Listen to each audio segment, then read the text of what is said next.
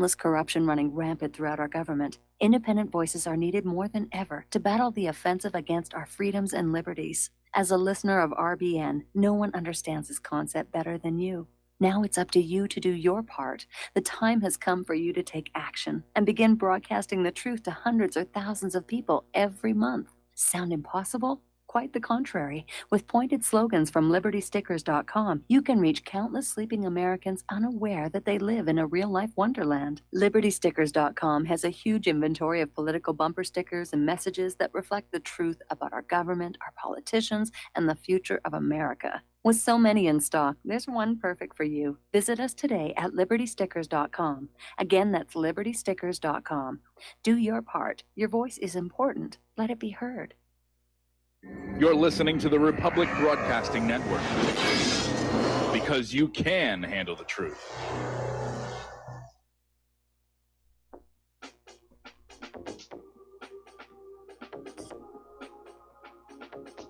What Really Happened with your host, Mike Rivero. The history the government hopes you never learn. Here is your host, Michael Rivero. And aloha, America. Welcome to our show. It is Tuesday, June 18th, 2019, and getting into the bottom half of the month here, coming up on the 4th of July. We have a lot to talk about today. The phone lines are open, 800-313-9443. That's 800-313-9443. Sam is in our control room, ready to answer the phone, put you on the air with your comments, questions, and observations. So let's just dive right on into it here. Trump has ordered 1,000 more troops sent to the Middle East and to respond to Iran's aggression. Now, when they tried to claim that Iran attacked these two tankers, they originally backed it up with this very grainy black and white video, and everybody said, that doesn't show us really anything. So, miracle of miracles, all these many days later, the Pentagon comes up with sharp and clear color pictures that appear to show the same people and the same patrol boat, although pointedly there is nothing on it that identifies it as Iranian. Could be from anywhere around that Gulf region. Could be a rental. Could be a tourist boat. And so they're putting that out there and saying, see, but I think the fact that they've waited this long, it raises the possibility it's all staged.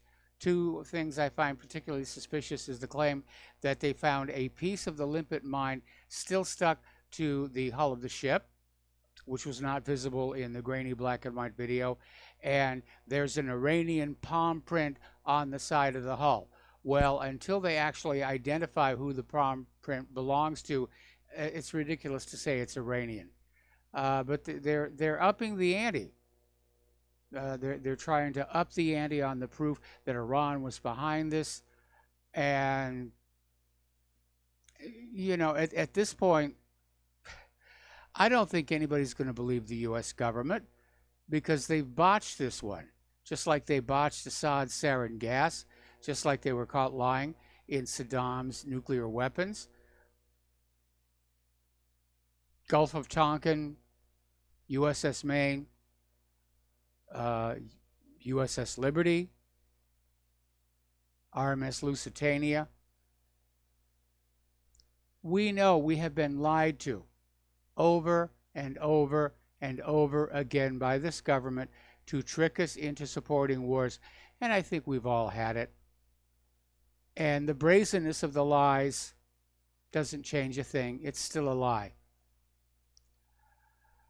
Okay, article coming out of Sputnik News. The oil tanker attacks in the Gulf have U.S. fingerprints all over them. So Sputnik is out there saying that this was done by the United States, and they may well be right. They start with a quote from Spanish philosopher and novelist George Santayana, who said, "Those who cannot remember the past are condemned to repeat it." And the gist of the article is we need to remember that past. We need to remember how we were lied to about the Gulf of Tonkin, how we were lied to about a Spanish mine in Havana Harbor, how we were lied to about the Lusitania not smuggling weapons to Great Britain, how we were lied to about Pearl Harbor being this tremendous surprise. And again, Saddam's nukes, Assad's sarin gas. Yeah, we're being lied to again. We're absolutely being lied to again. Over in Iran, they're saying that war is inevitable if the United States continues to keep the sanctions against Iran. And this was Saudi Arabia's Al Arabiya reported yesterday. And according to Dayoko Hosseini, a senior analyst at the Center for Strategic Studies, said that if the American people really don't want to go to war with Iran, the U.S. president should abandon the current course of policy in regard to sanctioning Iran. Otherwise, rising tensions automatically will drive us to an unavoidable war sooner or later. Well, that's the whole point of the sanctions, to goad Iran into being ready for a war, which the U.S. believes it's going to win. So basically, Hosseini had also said last week, as long as America's economic war against Iran continues, Iran does not give any guarantees that the tools it will use to counter this economic war will be merely economic tools. So the rhetoric is ramping up. And again, that's what the U.S. has been doing against Iran. Pull out of the P5+1 deal, throw the sanctions on there, throw more sanctions on there, and just ramp up the pressure. And by the way, something you need to be aware of. Already in the corporate media, they're using the phrase, the Iranian nuclear threat. They're going back to that propaganda that Iran is building a bomb. And they cannot wait to use it on the United States and Israel. Well, let's say hypothetically that Iran built a bomb. They're not going to do anything with it. They'll put it in a museum someplace, or they'll march it down the street in a military parade. But one bomb is not an offensive weapon. It is a weapon of deterrence. And that's why all these countries want nuclear weapons, as weapons of deterrence. They don't want to start a nuclear war flinging bombs back and forth. They want to be left alone. And that's what Iran wants. Just leave us alone. Let us work on what we're working on and run our country the way we want to run our country. And that's it. But you need to remember that with all the IAEA inspections leading up to the P5+1 deal, nobody ever found any evidence that Iran was actually trying to build a bomb. Iran was making reactor fuel rods for its power station, and it was engaging in commercial products like medical isotopes, industrial destaticers, and other peaceful uses of nuclear technology, which it's allowed to do under the Nuclear Non-Proliferation Treaty. So Iran's been playing by the rules all this time. It's the United States that went rogue by pulling out of the P5+1, by threatening Iran to surrender its rights under the Nuclear Non-Proliferation Treaty under threat of military force. One of the obligations of the United States under the NNPT is to go into Iran and help Iran build their nuclear facilities, which is a really good way to make sure that Iran is not building a bomb factory under their power station the way that Israel did under Dimona. Go on in there, help them pour the concrete foundations, help them lay the piping and the wires. But the U.S. didn't do that. They just wanted to sit back and say, oh, we just know you're building a bomb factory. Okay, we're going to do a shout out to our on-air affiliates who are just now rejoining our network. And story coming on out of the original antiwar.com, basically saying that Trump really has a lot of reasons to avoid a war with Iran. And the first one, of course, is it threatens that Strait of Hormuz, through which a third of the world's seaborne oil travels. It could trigger a worldwide recession. It could threaten Trump's re-election. It will widen the forever war, which Trump said he was going to end. And if war comes now, it will be forever known as Trump's war, because it was Trump who pulled the nation out of the Iran nuclear deal. According to UN inspectors and the other signatories, Britain, France, Germany, Russia, and China, Tehran was in perfect compliance with its terms. So, okay, according to UN officials, the U.S. is planning a tactical assault on Iran as punishment for the attack on the Japanese tankers. Well, first of all, it's worth pointing out that being Japanese tankers, it's really none of the United States' business, and the owners of the tankers are not convinced Iran had anything to do with it. But any excuse to start dropping bombs, and apparently the word that's coming on out is there will be a massive bombing campaign limited to a specific target. And I'm going to take a guess here and say they're going to go after those centrifuges that are buried inside that mountain, which means bunker busters, possibly nuclear. All right, starting on June 27th, Iran's uranium stockpile will surpass the limit set under the nuclear deal. And right now there's a limit of 300 kilograms reserve of enriched uranium, and in 10 days' time, they will pass that limit.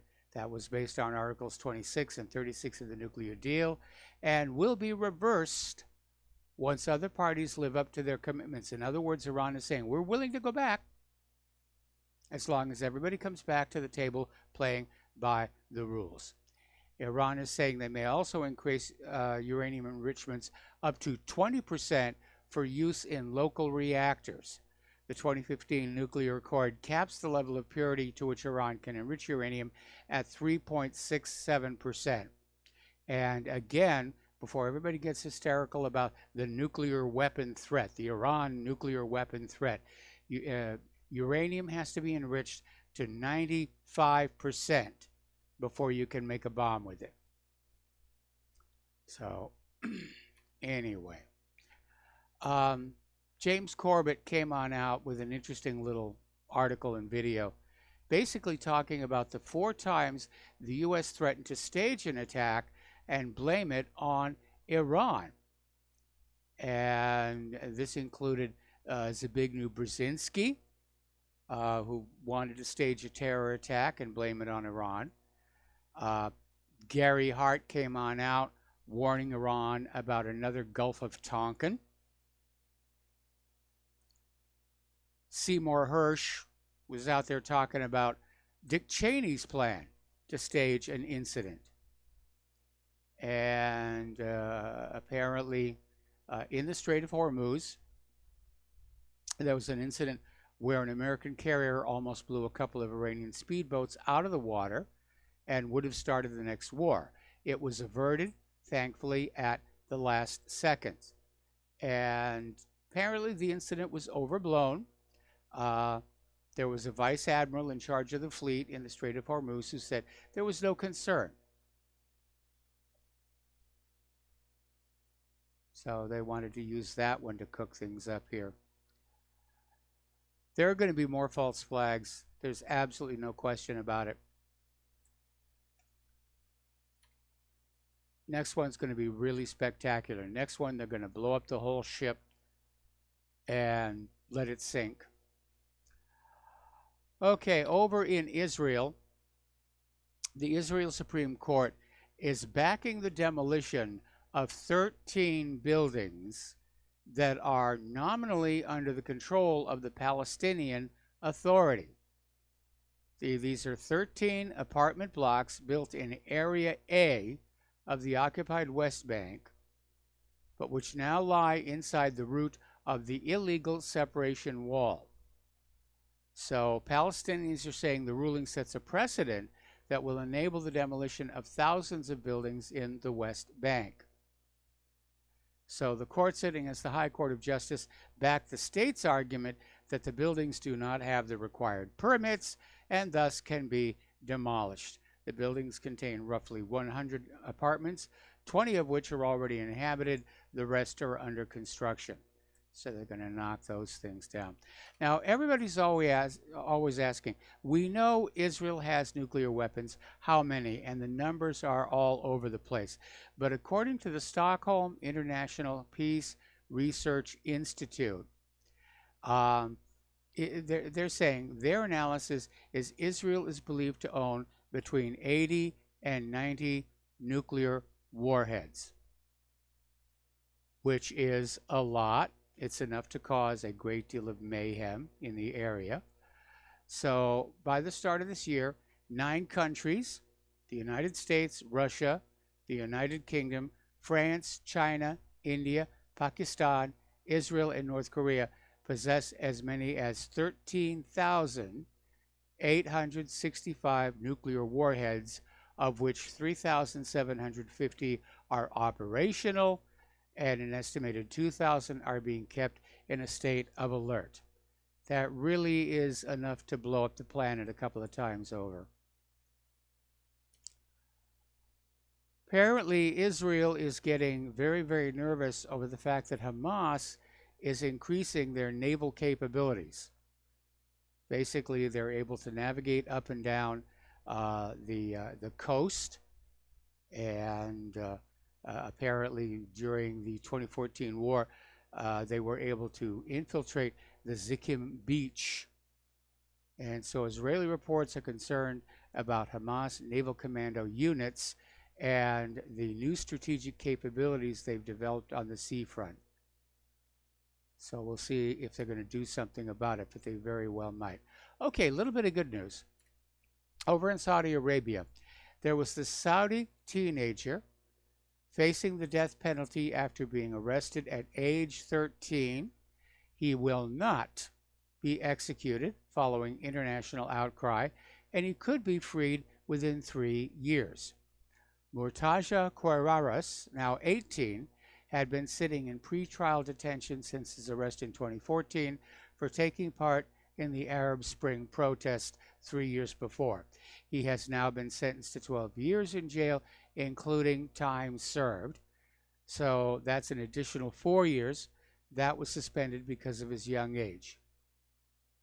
So good for him.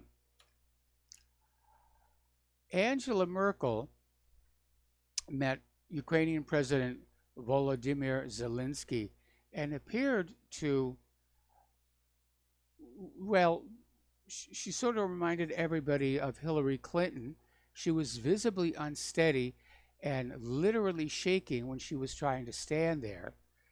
And the two leaders were listening to a band playing the national anthems of the two countries. So she couldn't just leave and sit down, and she started shaking and swaying around a little, and especially on the video, it's severe. So now people are wondering, does she have health issues as well? Could have just been exhaustion, but it didn't look good at all here. Another blow for the F-35. Apparently, Germany, France, and Spain have signed a deal to develop a joint European fighter jet, the so-called Future Combat Air System that will be operational by 2040. And the framework was agreed upon between the defense ministers of each nation, with French President Emmanuel Macron in attendance at the Paris Air Show in La Bourget, just north of the French capital. And the arrangement will also include a joint air combat system that could also control drones and satellites. A rather amazing toy. Okay. Getting on back to the much beleaguered F-35, there's an other issue that's come up with it that is discouraging potential customers. And it has to do with what's called the Autonomous Logistics Information System. And this is something that comes with the F-35. It is nominally a spares and training management package. It tracks the state of the airplanes, interfaces with onboard diagnostic systems, and then orders the requisite spare parts as and when needed. However, if you can get access to Alice, it gives you an instant and incredibly detailed picture of whether an F-35 squadron is capable of flying and fighting or not, and naturally some countries are not happy about that. Okay, we're going to take a break for commercials and we'll be right back.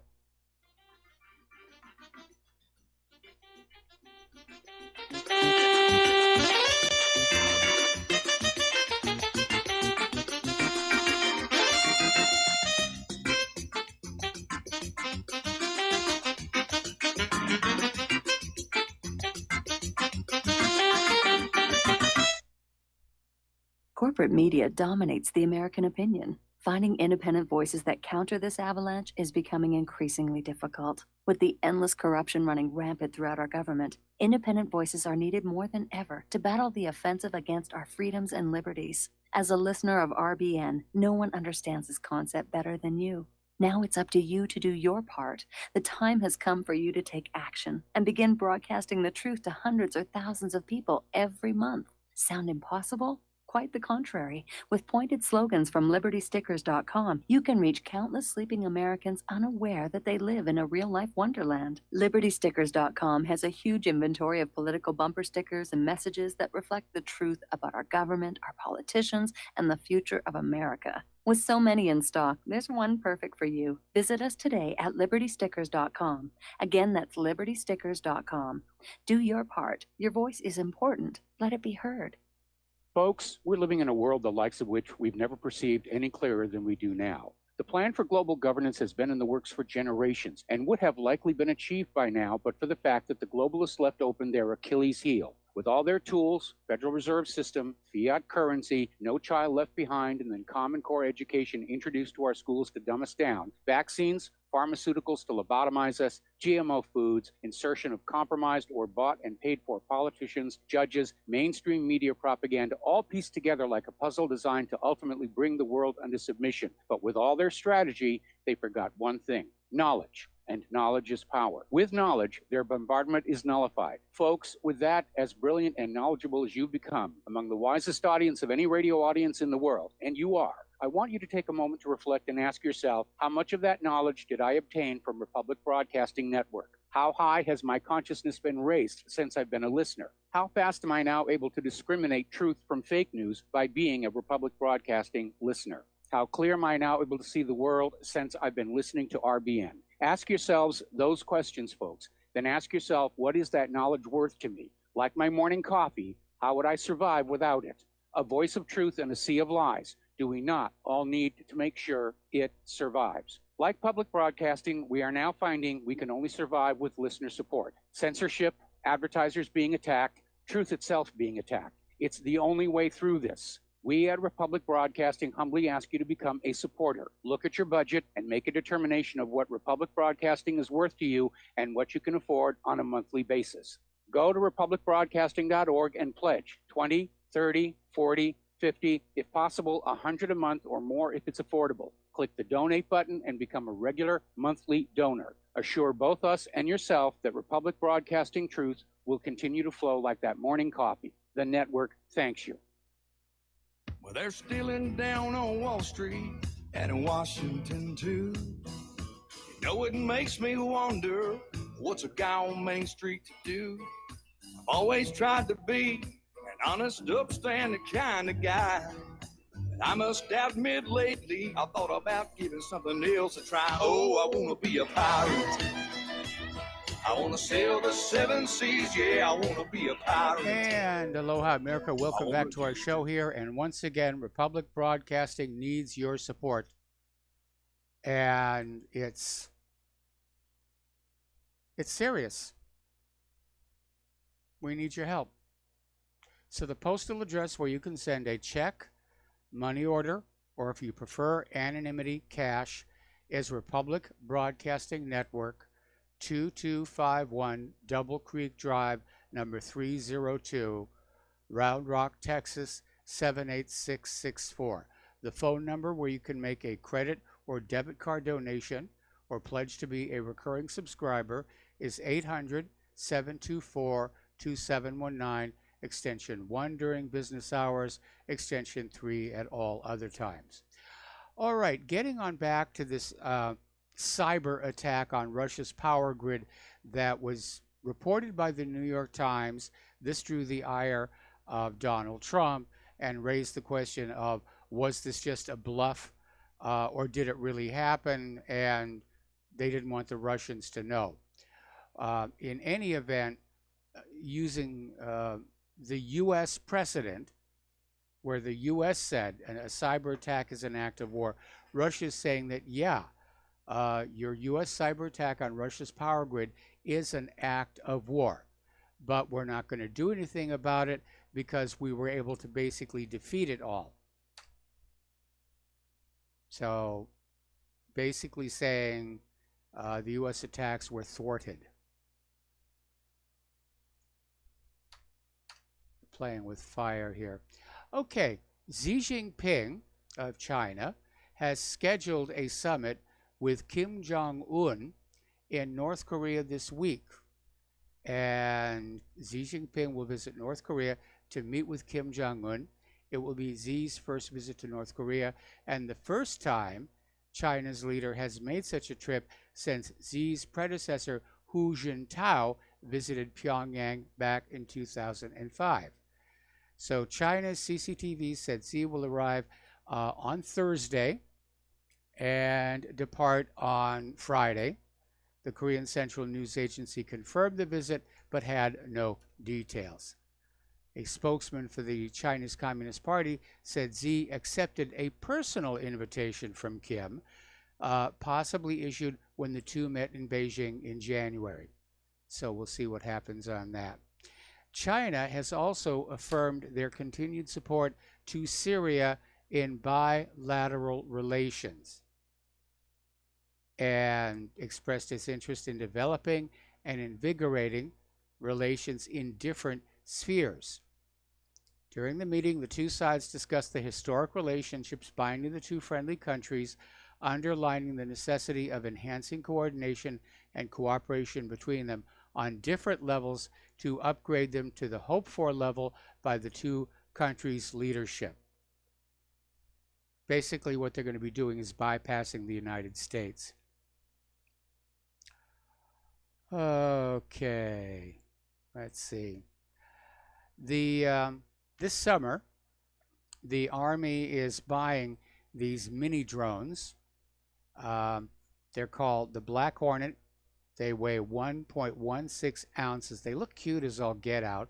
The Army has bought 9,000 of them and will be handing them out to Army soldiers in Afghanistan. And apparently, there's a standard package that comes with the control and 2 drones that is being issued to Army units. So every Army unit is going to have its own air support. Looks like it'll be cool. I imagine it does a lot of things the little hobby drones don't do. Turning to our domestic politics here, we're looking at this story that came out of Breitbart.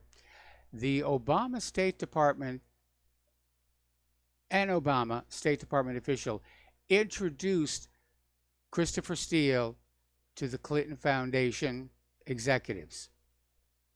And apparently this happened while he was an official at the Obama State Department. Staffer Jonathan M. Weiner facilitated a meeting between anti-Trump dossier hoaxer Christopher Steele and the senior director of a firm that did extensive pro bono work for the Clinton Global Initiative. So bit by bit, we're seeing how this all came together and how it was all assembled. Meanwhile, the State Department has come on out admitting they've identified at least 30 separate security breaches during former Secretary of State Hillary Clinton's use of a private email server. And Chuck Grassley is out there saying at least 15 State Department employees were responsible for 23 violations and 7 security infractions related to Clinton's server. So we're coming up here on another commercial break, and we'll be back after these words from our sponsors.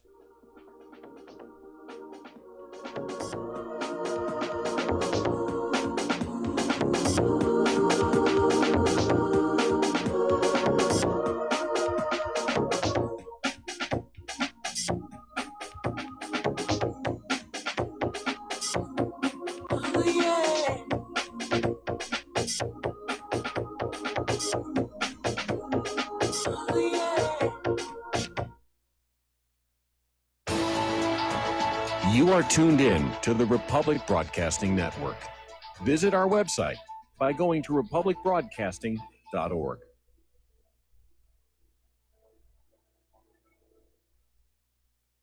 Homeowners, if your lender has gone out of business or sold your transaction to another lender or servicer, you may be the victim of a wrongful foreclosure, resulting in the loss of your home. If you've already lost your home, are in foreclosure, or even in good standing, you can challenge the mortgage transaction's illegal issue, and your property can be restored to you, and your foreclosure can be stopped or reversed, and the mortgage transaction declared unenforceable. State laws, U.S. title codes, the Uniform Commercial Codes, and U.S. Supreme Court rulings have upheld that defective mortgage documentations can reverse or stop foreclosures and enforce property title claims in favor of the homeowner. We are having successes in stopping the process of foreclosure, the enforcement of the foreclosure judgments, the sale of property, and evictions after the sale. We are not attorneys, and we don't give legal advice. We are a professional team of legal researchers, providing forensic mortgage audits and expert witnesses. We have the knowledge to produce the evidence and enforce laws regarding your legal issues. We've been in business for 12 years without a complaint. Consultations are free, and we provide a free title search to confirm if your mortgage has legal defects. Please call 855-253-3748. 855, 2, keep it today. Tired of being lied to by mass media? It's growing more and more apparent today that news is received less and less through standard media outlets. Even with a growing audience every day, RBN is beginning to direct more efforts into social media. Social media and the use of the internet is fast becoming the primary source of people for news, regardless of demographic. RBN has set out to provide some of the best news on the internet through republicbroadcasting.org, and also has begun to use the tools to our advantage by way of social media. Republic Broadcasting is now operating a Facebook page to function as yet another avenue to have our collective voice reach new audiences across not only America, but across the globe as well. The Facebook page features not only news, but also an RBN player to listen to our broadcasts. Get involved by visiting facebook.com/Republic Broadcasting and liking our page and share it with your friends and family, because you can handle the truth. Without the right accessories, any guy can be off the mark. Whether you've invested thousands in your arsenal or you own a single trusted firearm, a visit to AROutfitting.com is in order. It's one of the finest online selections of tactical optics and AR parts and add-ons, like EOTech, quick target acquisition with no peripheral loss. Browse the full range of Nikon scopes and binoculars. AROutfitting.com can illuminate your world with Streamlight gun-mounted lights from keychain to large handhelds up to 1,100 lumens. Find some stability with Battenfield tactical bipods. AirOutfitting.com has CMMG gun parts, barrels, assemblies, handguards, part kits, and more, plus mag-full clips and magazines. I know I've got you excited, so take a breath. Head to AirOutfitting.com. The site's super easy to navigate and features a ton of technical info, including links to manuals. We also welcome vendor and manufacturer inquiries. Remember, if you don't see it, we can get it at AROutfitting.com. We will not go down in the night without a fight. You can burn up our mosques and our homes and our schools, but our spirit will never die. We will not go down in Gaza tonight. And aloha, America. Welcome back to our show here. We're going to go to the phones here to Layla in Canada. Aloha, Layla. Welcome to the show. What's on your mind? Two things that are actually related. Your list of all the past deceits omitted the creation of Israel. Now, a lot of people today are saying that the occupation of the West Bank and Gaza is the only crime that Israel is guilty of. As Santayana said, if we omit the past, if we don't remember the past, then we're not only, I'm going to paraphrase and take a leap from there, not only are we doomed to repeat it, but we're even more vulnerable to be more greatly distorted because of it. The very creation of Israel was the greatest fraud perpetrated on the planet and on humanity in hundreds of years, if not more. That is what I call the original sin. Now that sounds biblical. Yesterday, Dustin mentioned that people don't seem to understand why I refer to biblical times. I'm not a religious person, but as Santayana said, that's where the whole problems of today began, with the distortion of the biblical theme, which Israel used as its excuse to be created as a state, when actually it was a political and military intervention that created the state of Israel. They only used the Bible because people were still religious in those days. And so that whole fraud, what I've been trying to do in my illustrations of biblical references is to prove that the Jews of today are not even remotely related to what is written in the Bible, and even what is written in either the Old or New Testament is itself greatly redacted, revised, and edited, much like Grimm's fairy tales. You know, if you're going to use Grimm's fairy tales, might as well use that as a justification for destroying an entire nation. What troubles me is while everyone is lamenting and sympathizing with the sufferings of the people of the West Bank, and especially the people of Gaza, they have completely forgotten about my generation. I was born there. I was alienated from everything that should have been mine. I never met any of my relatives. I've only found them recently, some of them on my DNA website. And when I took the side of Trump in the campaign, I lost. I became alienated even from them, because they know the horrors that Truman perpetrated under the influence of Louis Brandeis and Felix Frankfurter, who had the U.S. in a stranglehold because of their money that was brought over from Russia. Yes. Everywhere, this gang of Jews. We talk about MS-13 and all the modern gangs. The only trouble is that the gang of Zionists is so old, hundreds of years old, that they're much larger and they're global. Their tentacles are everywhere. But they are a gang. And Israel is the headquarters for the gangsters of Zion. That's what we have to remember. The very creation of Israel is the biggest sin of all, the biggest crime. And we have been paying for it repeatedly. Everyone talks about how ingenious they are and how they have IQs. Bull. They are the stupidest, most bumbling idiots, and Netanyahu was an example of it. And the fact that Netanyahu has been able to fool the Jews proves how non-high IQ they actually are, because Jews have been lured in by their greed to comply with the plan that was outlined in the protocols of the Elders of Zion. That was the first essential, figuratively speaking, book burning. They destroyed the Jews destroyed Russia. They destroyed Germany. They've always had Britain in their clutches, and because of the control over Britain, they controlled the entire Commonwealth and all the other countries that were influenced by the Commonwealth. So when I talk about the Bible, it is not because I'm a religious fanatic, because actually I'm not. Having come from there, I know how very unholy that land is. But the people of Bethlehem were the first ones that actually were converted by force into Christianity. I mean, I look back at it now, and I remember when I kept hearing people saying, "You are Arab, you are Christian, you are Palestinian." I mean, I remember it was said almost like a drill, a dogma, for fear that if you don't say that, you're going to be punished. When I've asked questions as a child challenging the theory, I would be told, cut your tongue, because no one dared. And you have to remember, everyone talks about the Arabs as if they're one monolithic being. They're a bunch of people who were always killing each other, not for hundreds of years, but for thousands of years. And you see that now in the divisiveness that's coming up between the Saudis, who stole so many lands belonging to different nomadic tribes who were more peaceful. Now, they were peaceful in that they didn't try to conquer territory from others. Much like the native tribes of America, they used to live in harmony with in any way that they could with the land. Yes, they would kill one another, much as the tribes of North America did. That's how human beings have always lived.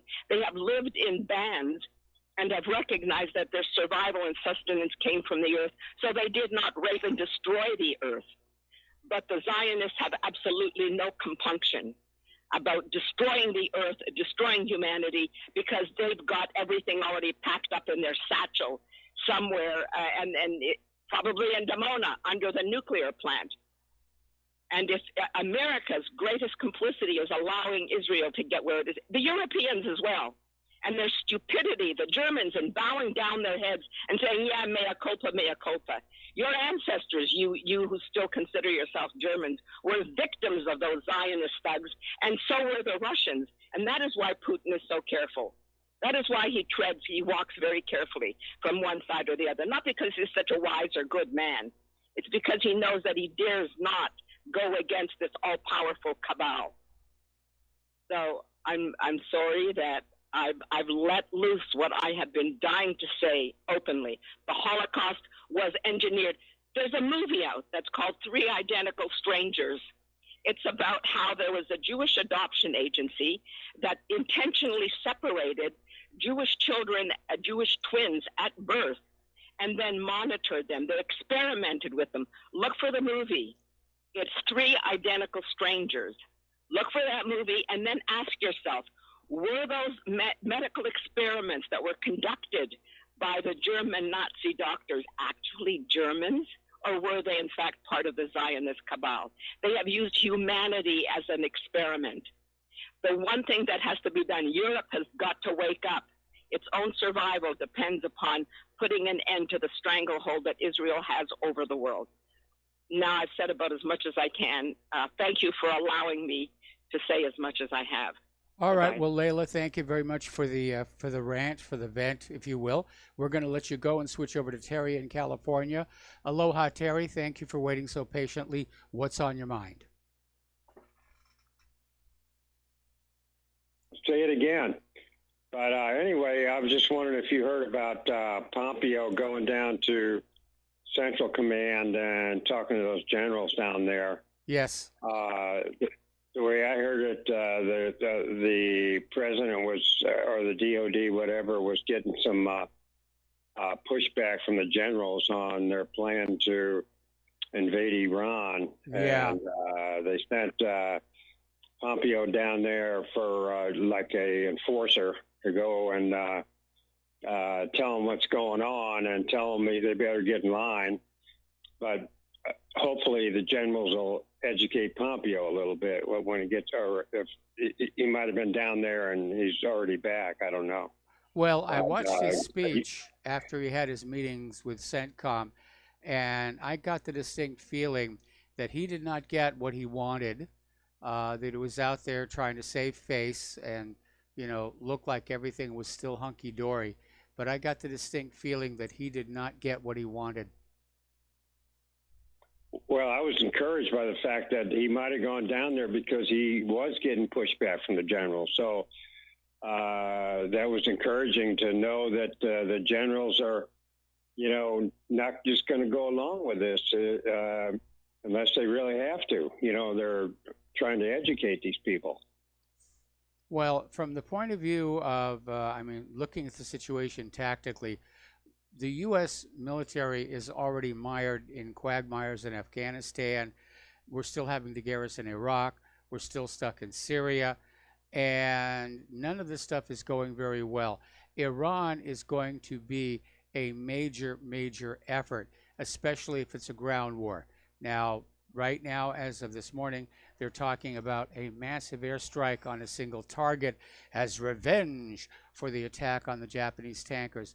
But an actual ground invasion starting at the border with Iraq and proceeding across Iran toward Tehran, that would be a major, major problem.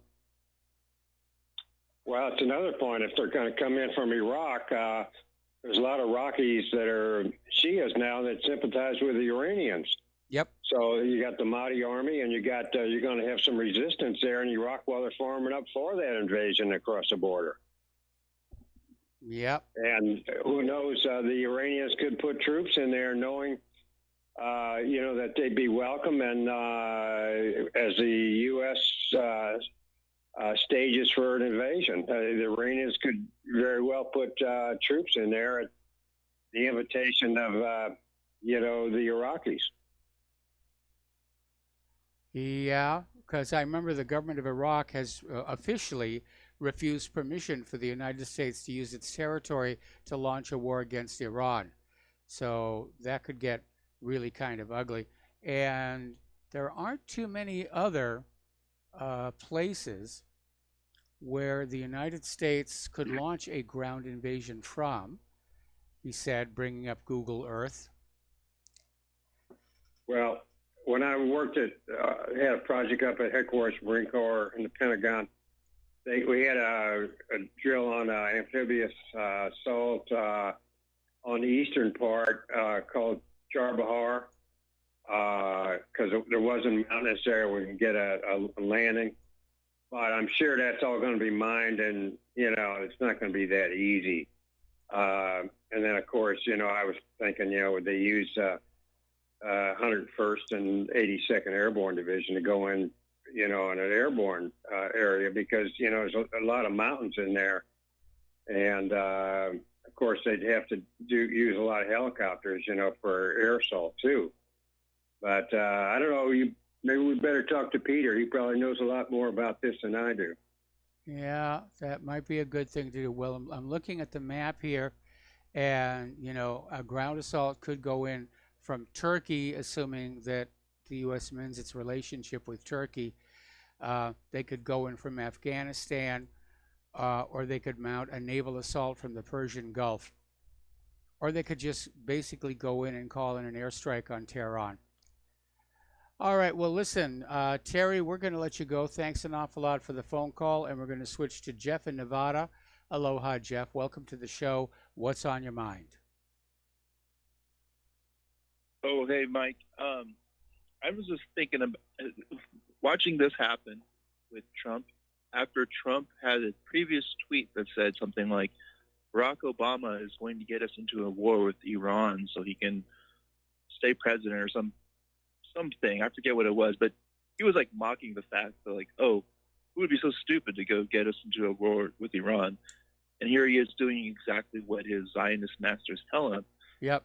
So I'm just thinking, like, okay, remember that video with was it General Wesley Clark? And he's like, I saw this paper that we're going to be in war with 6 countries in the next 5 years or something, and the last one was Iran. Remember that video? I remember that video. Okay, so that piece of paper, was that like, am I getting my dates mixed up, or was that like PNAC? Was that Project for a New American Century? A little after it. PNAC was 1990s, and Wesley Clark blew the whistle on the war plan. I think it was in 2003. So do you think that was, I mean, of course, it didn't come out on the same day, but I mean, who wrote this thing, or who, I mean, is it just straight up a bunch of like billionaires in Israel, or who's the like actual? No, this was an official U.S. Department of Defense policy document, and that is apparently why Wesley Clark was so upset, because it was just talking about hauling off on and invading a bunch of Middle Eastern countries that hadn't done anything to us. Have they declassified this document? I don't believe so, but we certainly have seen all the countries that are being invaded, and apparently Venezuela has now been added to the bottom of the list. and I did see that where we're now trying to start a war in Venezuela. So is this? I'm just trying to get my power structure pyramid all in order here. So then, is it like I don't know, bankers that has shared Zionist interests that are probably majority Zionist, and it's also having to do with petrol or all these things I know must tie in at some point, but I don't know what is the big picture here. Well, Who is the really big pulling the picture string? for that document that Wesley Clark had was for the U.S. to capture control of all the oil-producing nations in the Middle East and then shackle that oil to the U.S. dollar in order to keep foreign demand for U.S. dollars high. And that was basically the agenda back then. So do you, when Trump walks into office, they sit him down, they say, hey, look, Trump, if you don't do exactly as we say, or at least do this, that, and this, you're going to be dealing with hyperinflation, and you're just not going to be able to even stay in office. The whole country's going to fall apart unless we create artificial demand and violence for the petrodollar.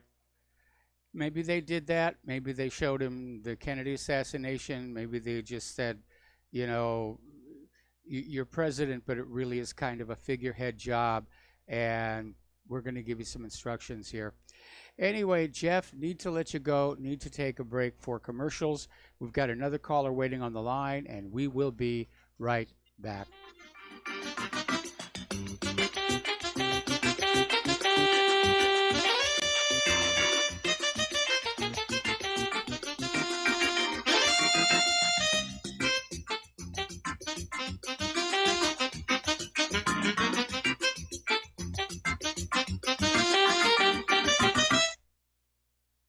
Homeowners, are you in foreclosure, expecting to be served with a foreclosure lawsuit, or suspect your lender has coerced you into an illegal mortgage transaction?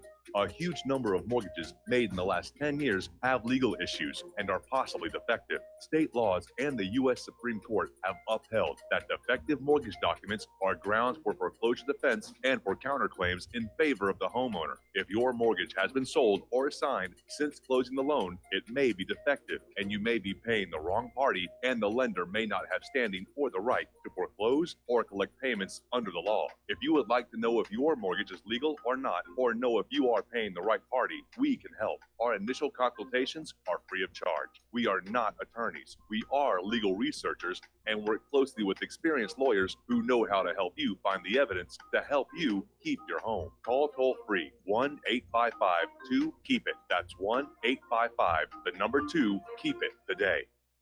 Corporate media dominates the American opinion. Finding independent voices that counter this avalanche is becoming increasingly difficult. With the endless corruption running rampant throughout our government, independent voices are needed more than ever to battle the offensive against our freedoms and liberties. As a listener of RBN, no one understands this concept better than you.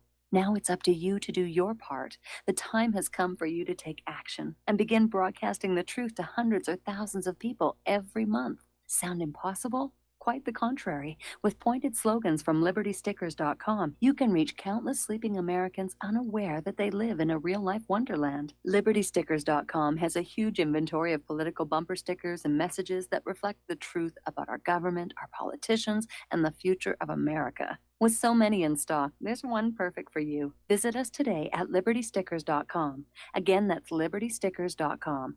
Do your part. Your voice is important. Let it be heard. Many people write us about their experience with Extendivite. Allow me to read you some from Amazon.com. This product is superb. I have been taking it for about a year now, and I can feel my cardiovascular system run like a Swiss watch. I definitely recommend this product for anyone that has high cholesterol, high blood pressure, and heart palpitations, A+. It's potent, but it works. I have been waking up for the past 3 years with numb hands, and a week into using Extendivite, my numb hands seem to have cleared up. My circulation was off, and now it's back on track. So I'm happy. I feel so energized, and I have my husband on it now. My mother-in-law has cholesterol problems, so I bought her a bottle as well. Thank you so much. Love the product. Tell us your story. Get Extendivite today. Call 1-877 928-8822 or visit heartdrop.com. Extend your life with Extendovite.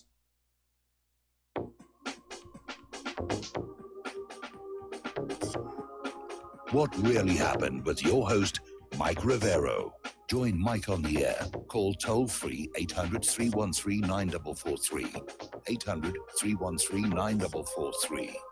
And aloha, America. Welcome back to our show here. We're going to go back to the phones to Dustin in New Jersey. Aloha, Dustin. Welcome to the show. What's on your mind? Yeah, Mike, hi. On that previous caller, Project for New American Century. Basically, here it is. The neoconservative glorification of the free market is mere rhetoric designed to placate the businessmen who fund them than reality. In fact, the neoconservatives favor not free enterprise, but a kind of state capitalism within the context of a global apparatus of the World Bank and the IMF. These people are Trotskyites, like they, I think you probably read this as like the Americas should rule till the end of history. Yes. That's what these people, that's their belief. Like you will not change these people's outlook at all. Like you talking to them, you'll never, just like with the neoliberals, the same thing. They're You're not going to fanatics. change. Yeah, they're fanatics. That's what you're up against. And Mike Pompeo, like him going, I mean, you need 1 million troops to invade Iran. We ain't got 1 million troops. It's not going to happen. I mean, if Britain's along for the ride, it still ain't going to happen. It's a logistics nightmare. It's very rugged terrain and area. It's just, Oh, yeah. and you can bring in a lot of helicopters, but the IGLA and like the RPG will take care of those, like it happened in Syria. So I mean, in Iraq. So the invasion thing. I just think is just more propaganda. Well, I mean, it's no airstrike, secret. First of all, let us not forget the lesson of Vietnam, that you cannot win a ground war from the air. That was the lesson of Vietnam. And it's no secret that Israel wants Tehran broken up as a regional political rival. So something is going to happen. And it may not be a total ground war across Iran. It may be a decap strike. But something is going to happen. And again, the UN is saying the U.S. is getting ready to carry out a massive bombing raid on a specific target as punishment for the attack on the oil tankers. And also, Mike, don't forget Saudi Arabia and the UAE, because they are big players in this whole bunch of crap, along with Israel, the United States, and Britain. Yes. France and Germany, I think France had their run with Syria and that failed. And, but going back to the Project for New American Century, this thing's been delayed now. Like Syria didn't go well for them. No. It's been dragged. This whole thing's been dragged on to. It's the same with Russia, Mike. After the 90s, like look at Russia since Putin's been in. That's why they hate it. Like look at how much progress they made. Like the time to go after Russia would have been after collapsed. Like it's too late for that. Yes. You're not going to attack the Chinese. You got to be crazy. I think Iran, you know what, Mike? I think Iran at this point, because it's been so many years, it's going to be very hard to do anything to Iran. Just because, even with the sanctions, because they have progressed so much since the original Project for New American Century outline. Yes. So I just don't think they're going to do no invasion. Yeah, an airstrike possibly, but I don't know. I think Mike Pompeo left probably angry. Yeah, I think he did. Anyway, Dustin, we got to let you go. We got to do a station identification. We'll be right back.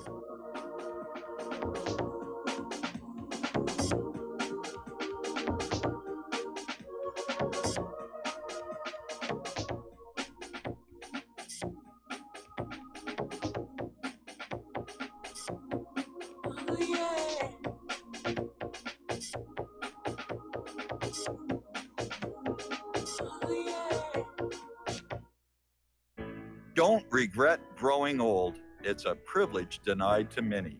Heart disease is taking our youth from us. Young people in their 30s, 40s, 50s, and beyond are dying needlessly. One of the hardest messages I've ever had to deliver is to convince people that something natural like Extendivite should be taken as a preventative measure. I'm sure you heard an ounce of prevention is worth a pound of cure. Extendivite is that ounce. Take Extendivite for 1 year and see what your doctor has to say and how much better you feel. Herbs take time to address the problem. It took years of life to have a problem. Give Extendivite 1 year to fix the problem. Don't wait until it's too late. Call 1-877-928-8822 or visit heartdrop.com or visit us on Amazon. Extend your life with Extendovite. You're listening to Republic Broadcasting Network because you can handle the truth.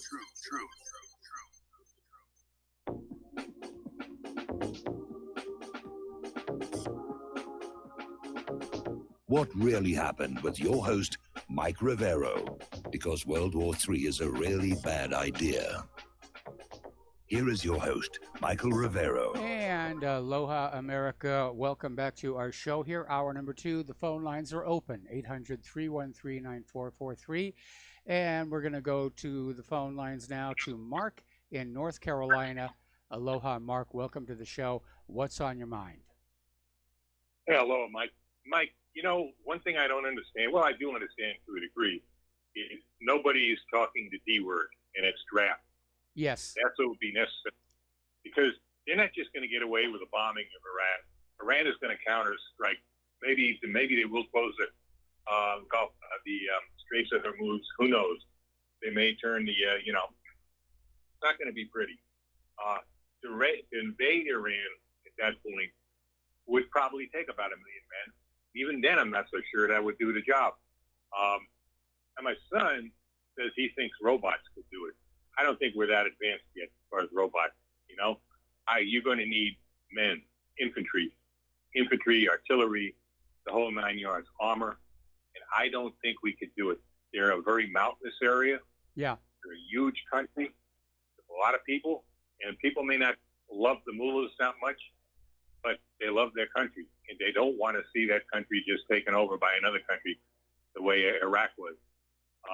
I just don't. I think you're absolutely going to need a draft, and this would do so much damage to this country. I mean, I've heard people say, "Well, Iran will conduct terrorist attacks on U.S. soil. They'll use Hezbollah." That's nonsense. They don't have to. We're going to do it to ourselves.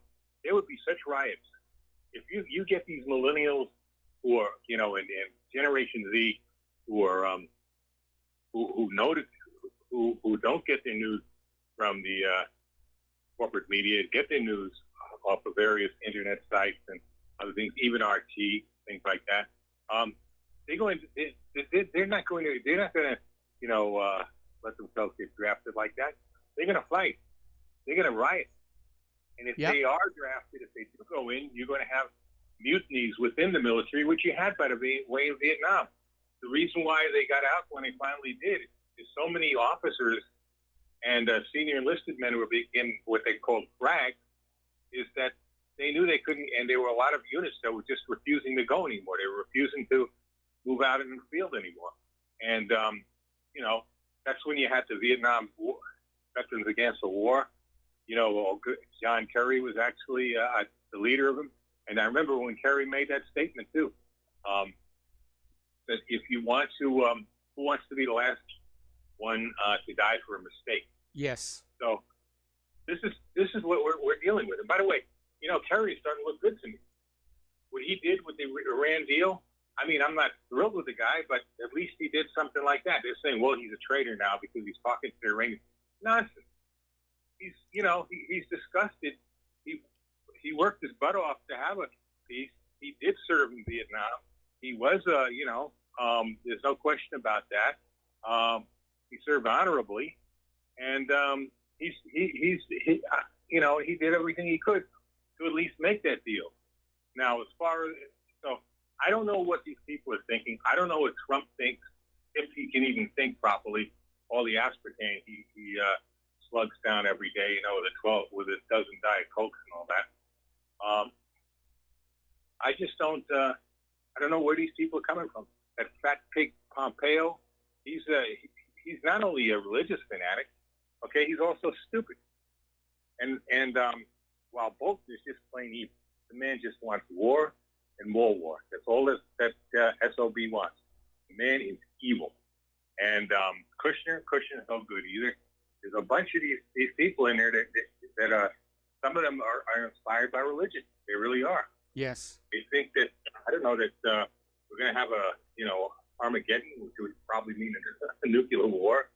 And somehow, after all that, they think the Antichrist comes back to rule, which would probably be, I think they say, would be the Jewish Messiah. Okay? And after that, Jesus would come back and kill everybody else that doesn't believe in him. And then he'd rule over the planet from Jerusalem. And, as if he'd really want to rule over a radioactive planet of radioactive waste. But this is what these sickos actually believe. And they're dangerous. They're dangerous, especially when you think they're in the highest parts of our government, Mike. What are we going to do? I don't know. I just don't understand it anymore. You have any solutions or what? I really don't have any solutions. Ultimately, I wish people wouldn't vote these very dangerous people into office, but unfortunately, a lot of voters share the same religious views. And well, who knew? It's a little scary out there, that there are so many people who think if they help set the world on fire, that Jesus is going to come on down and take them up to the big house. The rapture. I call them end-time rapture Christian Zionists, and of course you got the Jewish Zionists. Yes. These people, and they're all packed in there to heads of the government. You got Kushner, you've got Bolton, you got Pompeo, and you've got Pence. Pence is one of those too, and there's probably more. This is what we're facing, and Trump is so stupid. He doesn't know how to handle the whole thing. He doesn't understand anything that's going on. I think the man's just dumb, really. It was really a bad move to vote for the guy. I mean, I'd vote for, what's his name? El Chapo over Hillary, okay? Yes. But as far as the Republican primary, there must have been somebody better we could have gotten. This guy is a loser, plain and simple. And he's not playing 4D chess. I don't even think he knows how to play chess, period. Anybody knows how to play 4D chess dispute. He's not playing 4D chess. It's not all part of the plan. People think, oh, well, it's, what's it, QAnon is really coming out and saying what's really going to go down and all that. And there's no QAnon. It's a fiction. It's fake. Yeah. Somebody playing games. That's all that is. Yeah. Okay? The man is stupid. Trump is a dummy. He has no clue what he's doing. I think you and me could, and most of you listeners, I think you, me, Dustin, and even, what's that lady from Canada called? Layla. Layla probably could do a better job than Trump does as president, Yep. It's terrible. It really is. I don't know what's going to happen. I really don't. I'm getting more worried. I got kids and I got grandkids, I'm thinking of them. Because,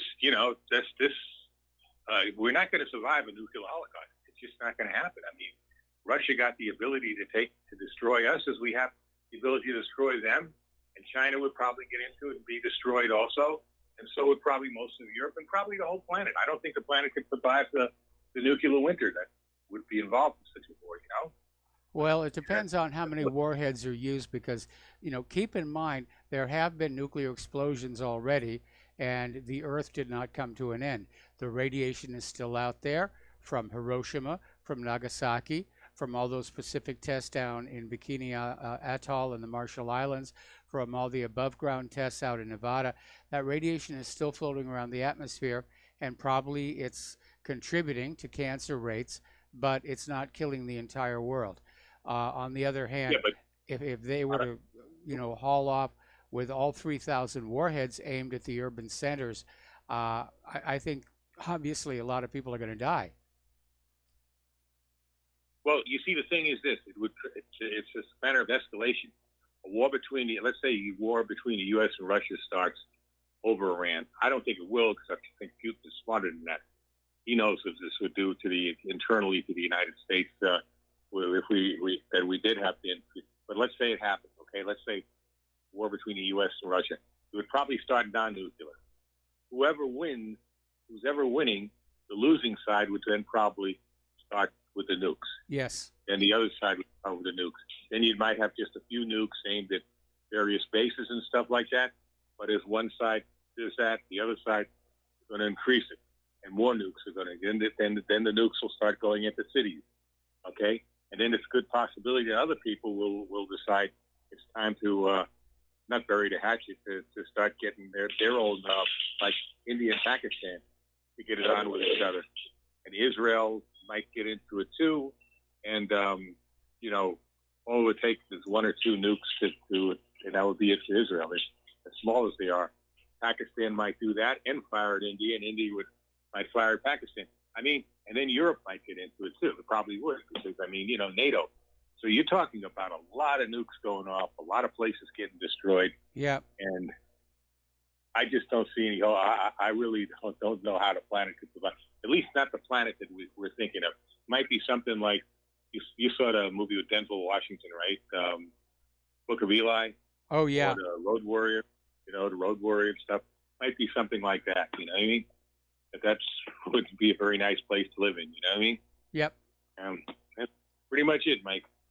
So All right. Well, I certainly would not want to live in that dystopian area, but you might want to think about being ready to deal with it. Again, living where I live now, if there were a nuclear war, Claire and I wouldn't survive it, because there's a first strike target just out here outside the window.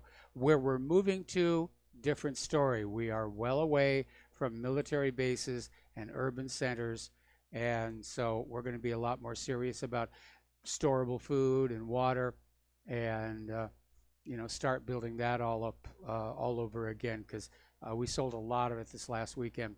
Anyway, Mark, thanks an awful lot. We're going to let you go. We're going to do a shout out now to our on-air affiliates who are just now rejoining our network, and we're going to go to Bob in New Jersey. Aloha, Bob. Welcome to the show. What's on your mind? Hello, Mike. Yeah, Donald Trump does not want war with Iran. Well, that's what he says. Abe in Japan, and he met with him and gave him a letter to deliver to the Ayatollah. When the Ayatollah was meeting with Abe, a Japanese ship was struck, and a Norwegian, another country friendly to the United States. The Iranians weren't going to do that, but who would? Could it be another USS Liberty? I wouldn't be surprised. Now, take a look at the strength of Mr. Trump. What is he going to do? Is he going to say false flag? He can't. He'd have to prove it. Of course, those shoddy pictures that they showed us and told us, well, that's Iranians taking the bomb off the mine off the ship that didn't explode with Iran written all over it. But let's step back. What is the position of Donald Trump in the world when the Democrats fight him, want to impeach him, charge him with all kinds of crimes, blacklist Russia as the ones that defeated Hillary, and why you have John Kerry breaking the Logan Act, which is against the law, to go and tell the Iranians, don't listen to him? That's treason. Yes. These are the things that have put us in the position we're in now. Had the Democrats stood behind Trump and Kerry stood behind Trump and not negotiated and not got in the way, he would be in a much stronger position with China to negotiate a legitimate trade deal.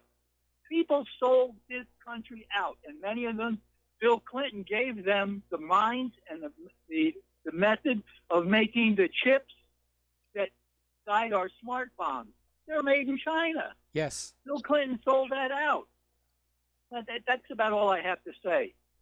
But Trump has been weakened by the people that in the Democratic Party and also the Rhino Republicans that don't stand behind him. because they don't want his message. They don't want the end. They want, in essence, the destruction of the United States. They want to bring it down to a third world level like the rest of the world. Thank you. All right. Thank you very much, Bob. We're going to let you go. The phone lines are now open.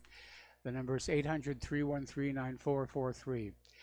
All right. I want to talk a little bit about Alex Jones because something is going on regarding InfoWars that is looking like a deliberate smear attack and an attempt to bring him down. Now, the bad news is that the courts ruled against Wolfgang Halbig.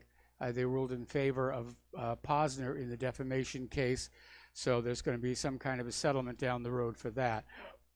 But apparently last week, some very alert people maintaining the servers at Infowars.com spotted that there was email coming on in that contained child porn.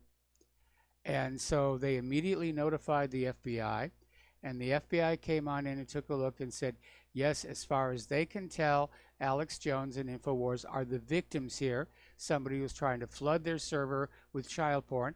Then they were going to call it on in to try and get Alex Jones into trouble. And apparently, all of the emails that were carrying the child porn did relate to Sandy Hook. Well, it looked like things were going to kind of settle on down. But then on Friday, a lawyer for one of the Sandy Hook families said that Alex Jones had been emailing them the child porn to terrorize them, to get them to stop trying to take everybody to court. And so Alex got understandably upset about that. He went on a rant on his Friday show, and he's offered a $1 million reward for any information leading to an arrest. But, I mean, I've known Alex for a great many years. I have no reason to think that he himself is into child porn. I have, in other contexts, seen this trick before, where somebody who does not like you hacks into your server, they plant a bunch of child porn, they call in a report to the authorities to get you in trouble. And it looks like that's what somebody was trying to do here against Alex Jones. All right, last week, actually yesterday, there was a new poll from Fox News that showed Donald Trump losing not just to Joe Biden, but to multiple 2020 Democratic candidates. And Trump basically is out there dismissing it, saying there's something weird happening at the network favored by conservatives. Now, let us not forget how badly off the polls were back in 2016. But it does seem kind of weird. And again, we get lied to so much about all this stuff. It would be nice to actually have an accurate metric about how people are feeling about President Trump. I mean, the fact that nobody showed up for those MoveOn.org impeachment rallies over the weekend, I think, is one indicator that the president has the support of the American people. But I'm having a hard time thinking that Americans and even Republican voters are 100% happy with Donald Trump, because he has let us down on so many, many things. Now, Joe Biden apparently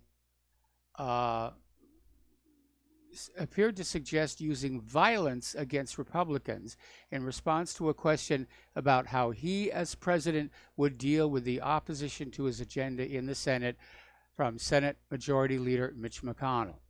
Now, Biden, who's currently the front runner for the Democratic nomination, made the remarks at the Moral Action Congress of the Poor People's Campaign in Washington, D.C. So MSNBC's Joy Reid asked Biden, how would you get past either a majority Republican Senate in which Mitch McConnell was determined to kill all of these ideas, or even a Mitch McConnell in the minority who repeated the consistent filibustering when you were vice president, and anything that came from the Obama-Biden administration, Mitch McConnell considered dead on arrival. And Biden replied, Joy, I know you're one of the ones who think it's naive to think we have to work together. The fact of the matter is, if we can't get a consensus, nothing happens except the abuse of power by the executive. And it is an issue where we have a Congress that is more interested in gotcha points to the opposing party than actually getting anything done. And it's keeping Congress basically in lockup. We got to take another brace for commercials here. We'll be right back after these few words.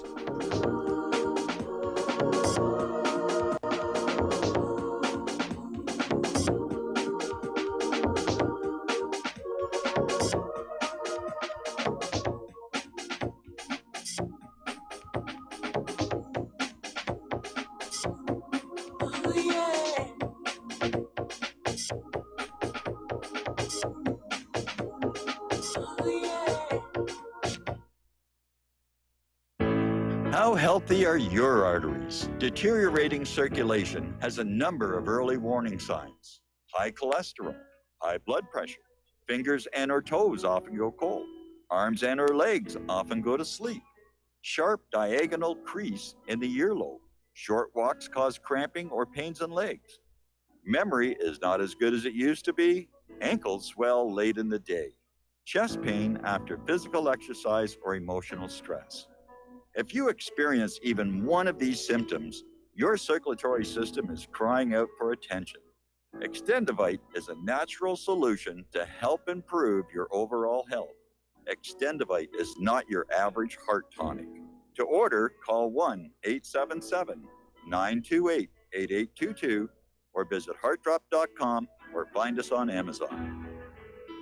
Extend your life with Extendovite.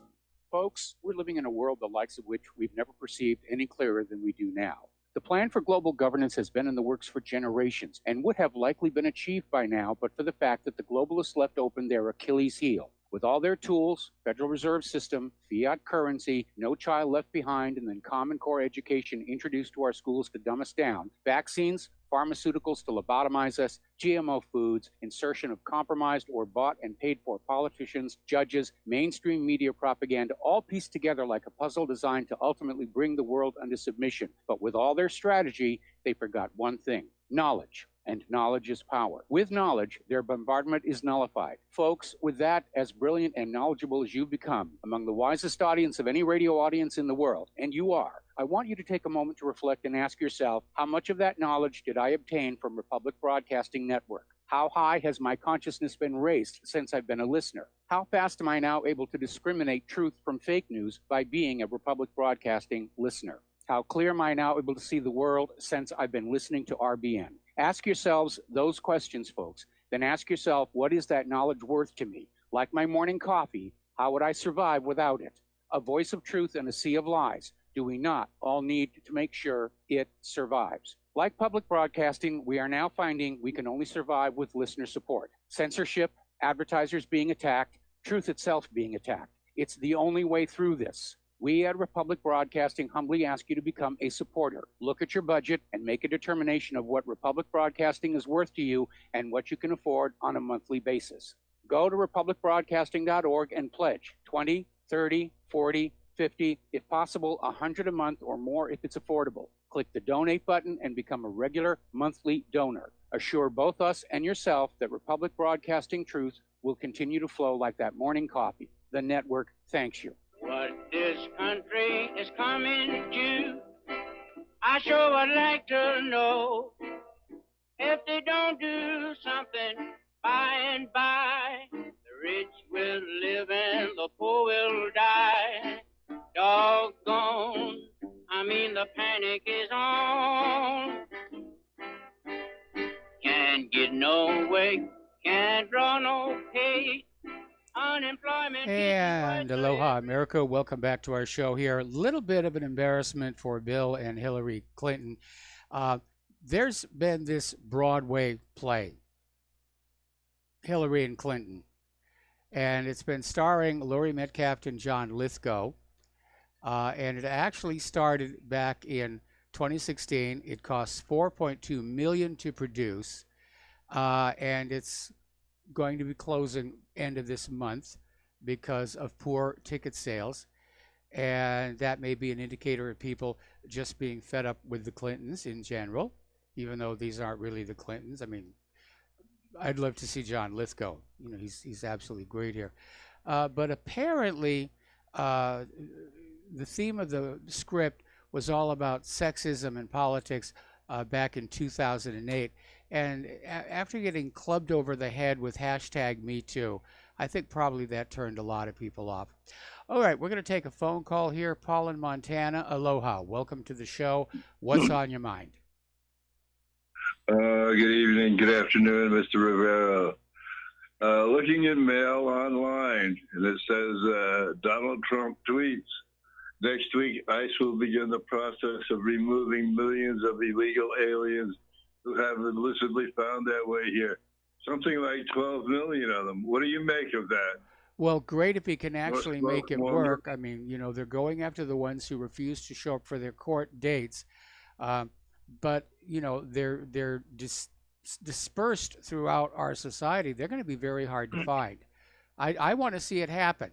And it sounds really good, but I'm not going to pop the champagne cork until we actually see them getting thrown back over that border. Something a lot of us would like to know. Why are not the employers of these illegals being prosecuted? Good question. They should be. It's illegal to hire them. Why is it not happening? Why do we never hear anything about that? And as far as this border wall is concerned, how do you spell port? W-A-L-L.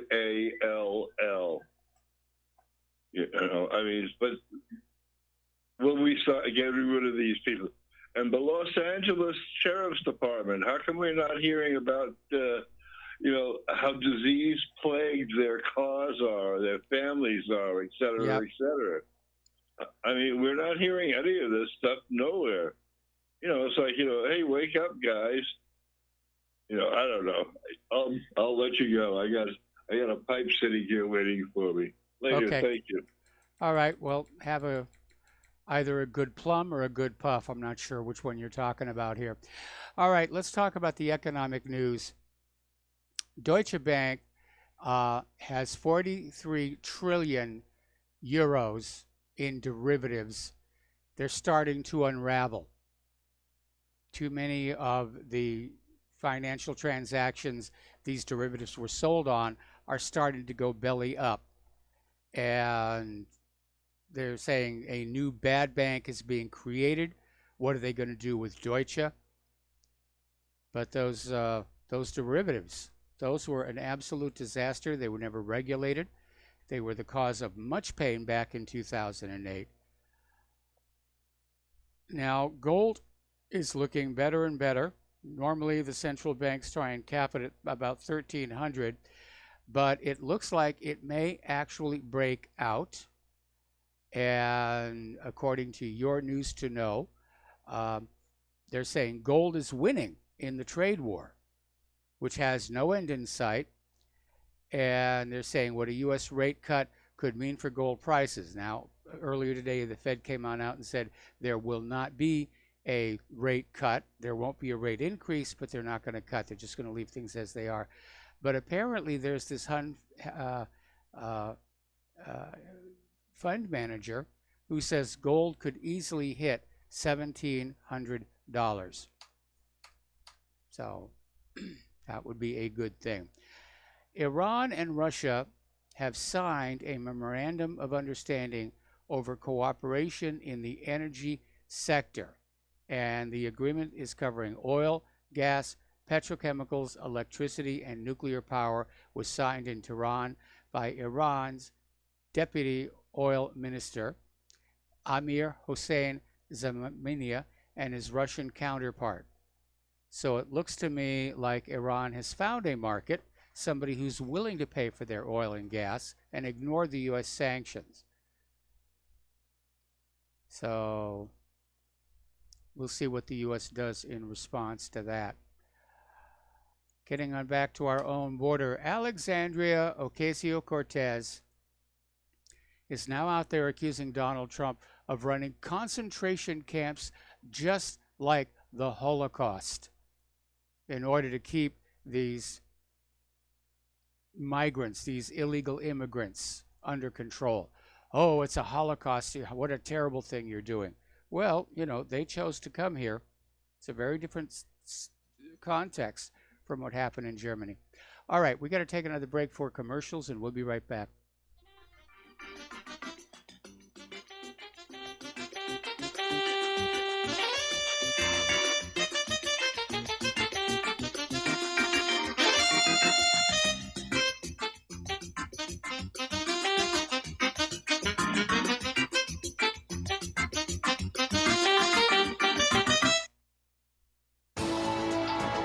You are tuned in to the Republic Broadcasting Network. Visit our website by going to republicbroadcasting.org.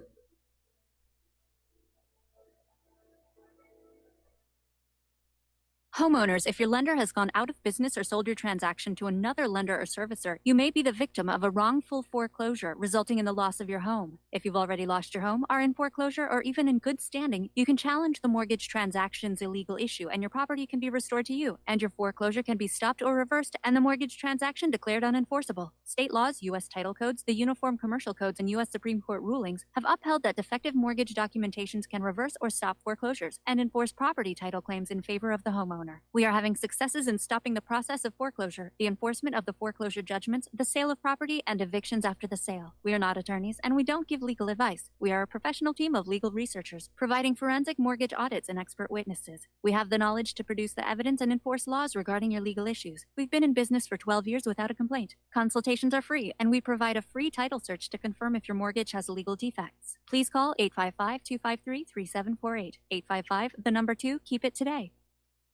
Tired of being lied to by mass media? It's growing more and more apparent today that news is received less and less through standard media outlets. Even with a growing audience every day, RBN is beginning to direct more efforts into social media. Social media and the use of the internet is fast becoming the primary source of people for news, regardless of demographic. RBN has set out to provide some of the best news on the internet through republicbroadcasting.org, and also has begun to use the tools to our advantage by way of social media. Republic Broadcasting is now operating a Facebook page to function as yet another avenue to have our collective voice reach new audiences across not only America, but across the globe as well. The Facebook page features not only news, but also an RBN player to listen to our broadcast. Get involved by visiting facebook.com/Republic Broadcasting and liking our page and share it with your friends and family, because you can handle the truth. Without the right accessories, any guy can be off the mark. Whether you've invested thousands in your arsenal or you own a single trusted firearm, a visit to AROutfitting.com is in order. It's one of the finest online selections of tactical optics and AR parts and add-ons, like EOTech, quick target acquisition with no peripheral loss. Browse the full range of Nikon scopes and binoculars. AROutfitting.com can illuminate your world with Streamlight gun-mounted lights from keychain to large handhelds up to 1,100 lumens. Find some stability with Battenfield tactical bipods. AirOutfitting.com has CMMG gun parts, barrels, assemblies, handguards, part kits, and more, plus mag-full clips and magazines. I know I've got you excited, so take a breath. Head to AirOutfitting.com. The site's super easy to navigate and features a ton of technical info, including links to manuals. We also welcome vendor and manufacturer inquiries. Remember, if you don't see it, we can get it at AROutfitting.com. Some are maxed out all their credit cards. Some are working 2 jobs and living in cars. Minimum wage won't pay for a roof, won't pay for a drink. If you gotta have proof, just scratch yourself, Mr. CEO. See how far 5.15 an hour will go. Take a part-time job at one of your stores. I bet you can't make it here anymore. And aloha, America. Welcome back to our show here. And as that caller mentioned, Donald Trump has announced that next week, Immigration Customs Enforcement will begin the process of removing the millions of illegal immigrants who have illicitly found their way into the United States and, most importantly, fail to show up for their court date, which shows that this whole catch and release thing was never going to work anyway. They basically come across the border, they're arrested, they're told this is your court date to apply for amnesty or asylum, and they never show up. So they're going to try and find them. It's going to be a hard job. They have intentionally been blended in with the general population. It's not like they're wearing tags or something. So I hope it happens. I really do hope that it happens. And it's not just more, all talk and in the end, nothing really happens. Okay, now something that Donald Trump did do that appears to be having an effect. Donald Trump is officially withholding hundreds of millions in U.S. financial aid to three Central American countries as punishment for being much of the source of the current illegal immigration crisis. And the White House informed Congress Monday it will permanently divert $370 million in aid to El Salvador, Honduras, and Guatemala. That money was previously approved by Congress for fiscal year 2018. It had not yet been used. Trump is not stopping there. The administration is also suspending $180 million that was approved in fiscal year 2017 that had not yet been spent. So that's going to upset a lot of people down there. Meanwhile, up in New York, which is going the other way, New York has become the 13th state to authorize driver's licenses for immigrants who entered the U.S. illegally. This happened yesterday, was signed into law. The Democrat-led state Senate voted 33 to 29 in favor of the bill after several hours of debate, and it was quickly signed into law by Governor Andrew Cuomo, who's also a Democrat. The Assembly passed the measure last week.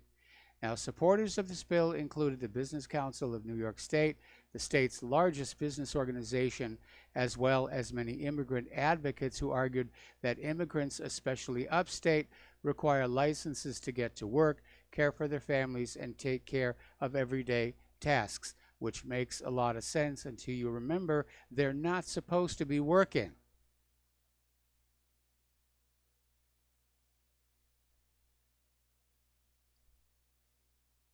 This is a slow motion invasion here. Okay. Next year, they're having another census. And one of the questions that will appear on the census form is likely to be the citizenship question. It was going to be on there, then they said, no, you can't do that. It's racist. And apparently sources involved in the decision to reinstate the citizenship question on the census said the White House wasn't part of the discussions. So Alexandria Ocasio-Cortez, you can stop foaming at the mouth toward Donald Trump because apparently he wasn't part of it. I don't have a problem with a citizenship question on the census form. There's other questions there I find far more intrusive and offensive. And technically, there shouldn't be anything in the census anyway, except your name and your age and your address. Because all the census is supposed to do is draw the lines for the voting districts. So, over in Great Britain, they're having a major problem with knife violence. Thank goodness they got rid of the guns. That solved all the problems. No, it didn't. There are a lot of stabbings. And the British police have decided on a new tactic. In the homes of domestic abuse victims, they're going to confiscate all the kitchen knives and replace them with round-tipped cutlery so they can't be used to stab people. well, they can still be used to slash. So I don't know how well this is going to work on out. Okay. Getting on back to Sandy Hook, Posner versus Fetzer. As the Wisconsin State Journal reports, a Dane County judge on Monday found that a longtime conspiracy theorist living in the Village of Oregon, along with his co-defendant, defamed Leonard Posner, the father of a victim of the Sandy Hook massacre, and allowed a trial for damages against the men to move forward. So, yeah, we have to be civil. That's how you stay out of these problems. I was watching the story on Fox News where apparently one of the Fox reporters was being harassed by an anti-Trump protester saying, go back to Kenya, go back to Fox and do something, I forget what. Okay, we have a caller on the line. Art off the grid, aloha. Welcome to the show. What's on your mind?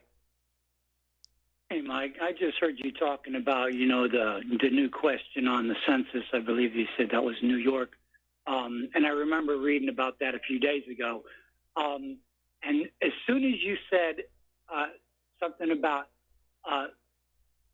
that would be racist, I'm assuming you're talking about, to question whether or not, to say, no, that should be a question on there, to them would be like a racist statement. All right, well, you know what? I'll tell you what. Here's what all of us white people do, all right? Well, this is what we do. The next time we go somewhere and we have to, whether it be doctor's office, dentist's office, eye exam, wherever it might happen to be, if you ever have to fill out any kind of paperwork, if it ever asks for your race, just tell them that is a racist attitude to be even asking that question. Okay. Serious. If asking race on the census is racist, asking about race in any respect, regardless, job application, benefit applications, anything, it's all racist. Well, can't ask what race I am. In the context of the doctor, there are certain illnesses that are unique to specific ethnic groups. And so it's a legitimate question in the context of a medical exam for the doctor to ask what your hereditary background is. I don't know. I'm just so fed up with this entire conversation. It just disgusts me every time I hear somebody talking about it. That's where I'm at. This has gone beyond the limits of what's tolerable. It's just pathetic that they still want to argue this question. You're here illegally. I'm sorry. Yep. So what your race? I don't care. I am sick and tired of this being used as a excuse to do or not do something. You're here illegally. End of damn discussion. To ask if, and that's not being racist because there are white people who I'm sure who came from Europe or some other white country over there, and they're white. They're here illegally. What is it? Racist to ask them, or is it only racist to ask you? So just to ask my race, I'm offended. Well, they're not asking so much about the race, is that they're basically trying to establish citizenship, which is not quite the same thing. And I think, in the context that the purpose of the census is to draw voting districts, it should be that they're checking to see if somebody actually is a citizen, because if they're not, then they're not allowed to vote, and they shouldn't be considered part of the count for the voting district. Right. And from what I understand now, Illinois just passed something where they're going to give even more, driver's licenses and voter ID and all this. It's just, this is America. It's outright illegal for them to give them voter ID. Illegal immigrants are not supposed to vote. Oh, there's anyway, thanks, man. Talk to All you right. another time. Thanks an awful lot. We're going to let you go here. Okay. Let's take a look and see what's going on here. Very sad article here. This is coming out of Dark Moon. The suicide rate in the United States is soaring. And what they're politely calling deaths of despair here in the United States have hit a record high. And that should tell us that things are not very good in this country, that the economy is not very good in this country, that people are just being driven down into absolute misery by this nation. And anyway, out in California, Dianne Feinstein, who's still on an anti-gun crusade, her latest thing is to claim that AR-15s are bad for hunting and home defense. Well, the first one is arguable depending upon what the rifle is chambered for, because AR-15s, M16s chambered for .223 are designed to wound, not to kill. If you really want to hunt, you need a larger caliber, like a 30-06. But as far as home defense is concerned, AR-15s are perfect. But it's just that AR-15, that's what the gun grabbers want. They're afraid of it. They're afraid of an American people armed with AR-15s. So the gun grabbers are still going on out there.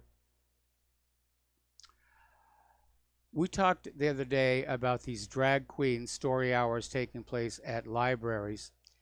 And up in Spokane, Washington, there was a Baptist pastor who was exercising his free speech against a drag queen story hour in front of the library, didn't go in. And the event had a significant militarized police presence, including camouflage snipers atop the roof. And there was a large crowd that was both for and against the men dressed like women reading stories to children. The police made those who were opposed to the drag queen story hour cross the street and stand on the opposite sidewalk. That included the pastor, but he didn't want to go. He felt his First Amendment rights gave him every right to be there on that sidewalk, and they ended up basically arresting him and tossing him in jail.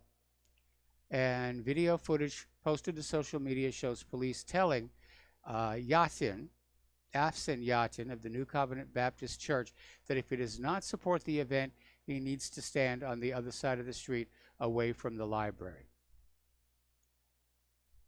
So, all right, that's a lot of juice to kick up for a drag queen story hour. I mean, it's one thing for the library and the drag queen to arrange this little event. Who is it who arranged for the police, for the snipers? Who paid them? There's something very weird going on here.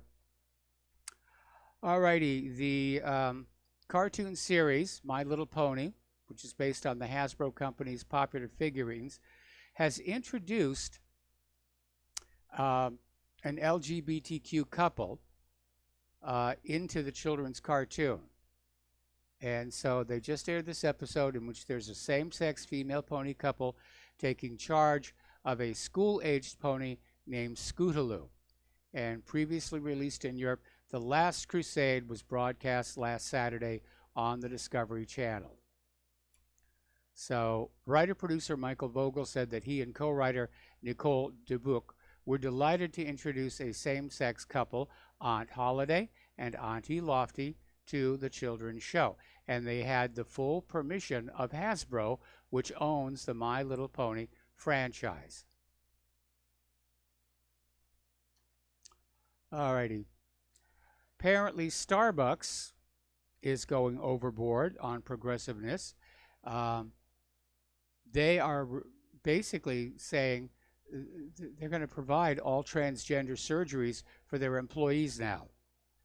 So if you're a Starbucks employee and you say, I identify as a woman, they will apparently pay for the surgeons to slice off your gentleman's sausage and whatever else goes along with that. So yesterday, the coffee giant announced its decision to cover all surgical expenses for current and future transgender employees.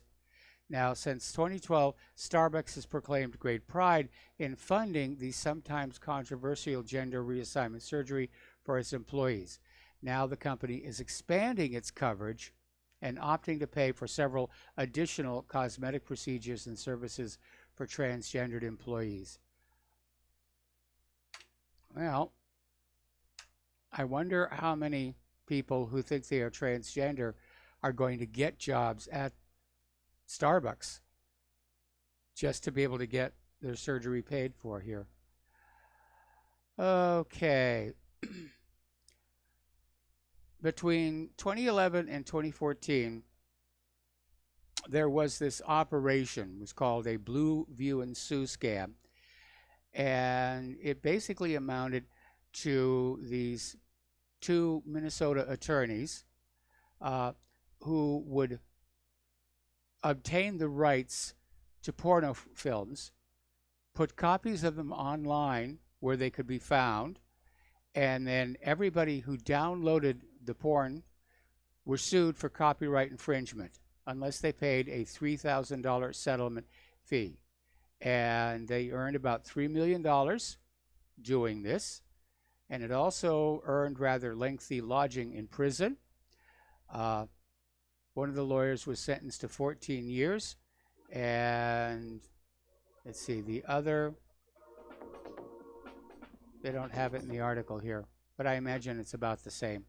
All right, we need to take a break for commercials, and we'll be right back.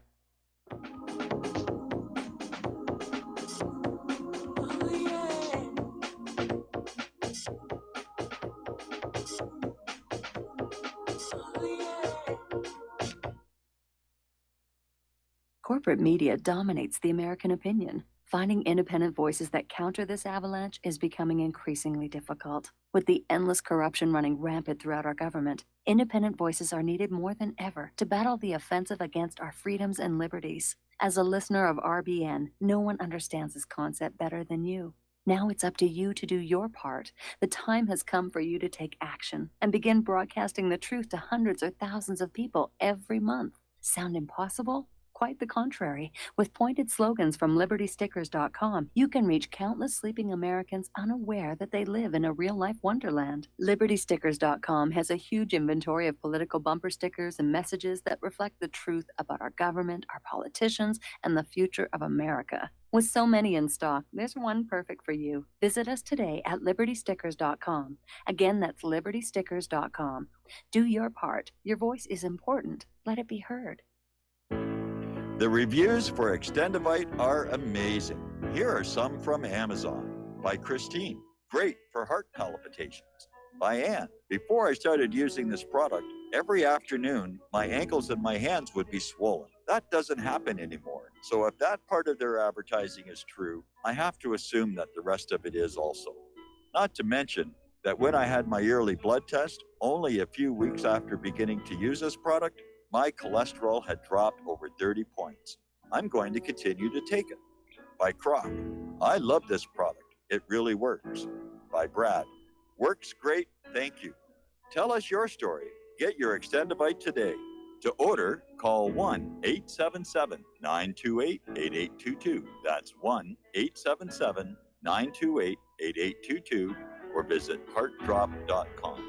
Extend your life with Extendovite. I'm getting older and noticing that my body just doesn't work as well as it used to. So I like to keep fit as possible by hitting the gym a few times a week. Recently, I started having a nagging bicep pain, and it got so bad I couldn't even lift the weights. When I was complaining about it to a friend, he told me about Angioprim. He said chelation helps remove toxins, heavy metals, and cholesterol in veins and arteries that may cause blockages. You know, after just 1 week of taking Angioprim, the pain was gone, and now I'm back in the gym full strength. Scientific research proves the active ingredient in Angioprim has superior oral chelation action that helps promote cardiovascular health. So to learn more, go to angioprim.com. That's ANGIOPRIM.com. IOPRIM.com or talk to a trained consultant. Call Angioprim toll free at 877-882-7221. You'll feel better with more energy. Call 877-882-7221 or go to the website angioprim.com.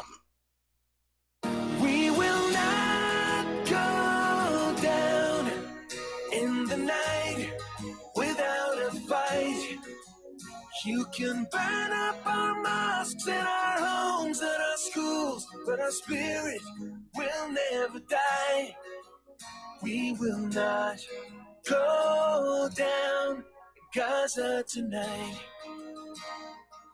And aloha, America. Welcome back to our show. Coming up here on the start of hour number 3, the phone lines are open, 800-313-9443. The World Health Organization is getting ready to declare the current Ebola outbreak in Africa as an international emergency. And the reason is because it's spreading rapidly, because it's a conflict zone and people are moving around. They can't get a handle on it. It's now crossed the border into Uganda. So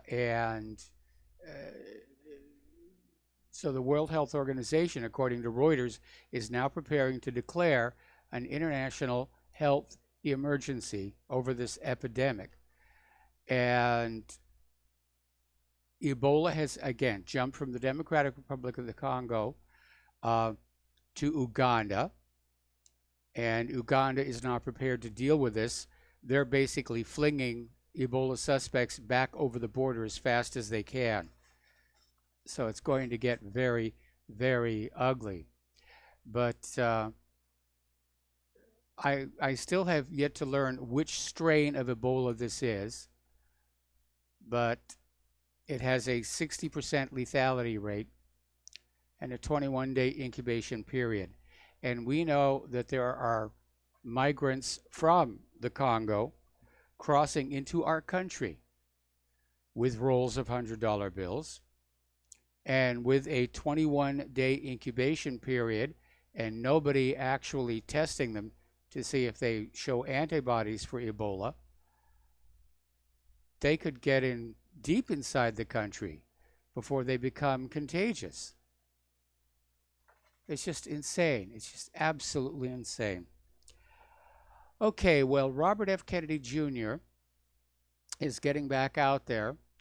He's filing lawsuits in California and New York to try and regain the right of parents to have some choice over the vaccines being shoved into their children.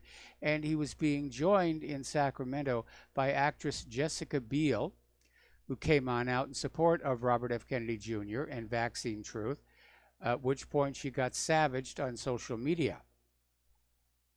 So one of the reasons to possibly not use social media any longer is public relations firms have developed a whole new business, which is that they load social media up with all kinds of shills who are using software to search for certain topics, and when they find the topic, they'll come on in and say, oh, you know, you're a vaccine denier, or you're a climate denier, or you're being a racist. And it's a paying gig. These are not real people. This is not real grassroots opinion. So good for Jessica. On his Instagram account, Kennedy recently shared a series of photos of himself and Biel in Sacramento, where the two spoke with legislatures about Senate Bill 276 and how it would basically require an official from the State Department of Public Health to second a doctor's note to exempt a child from vaccines. Okay, there's the music. We're going to take a break for station identification. 800-313-9443. Join us on the air. We'll be right back with Hour 3.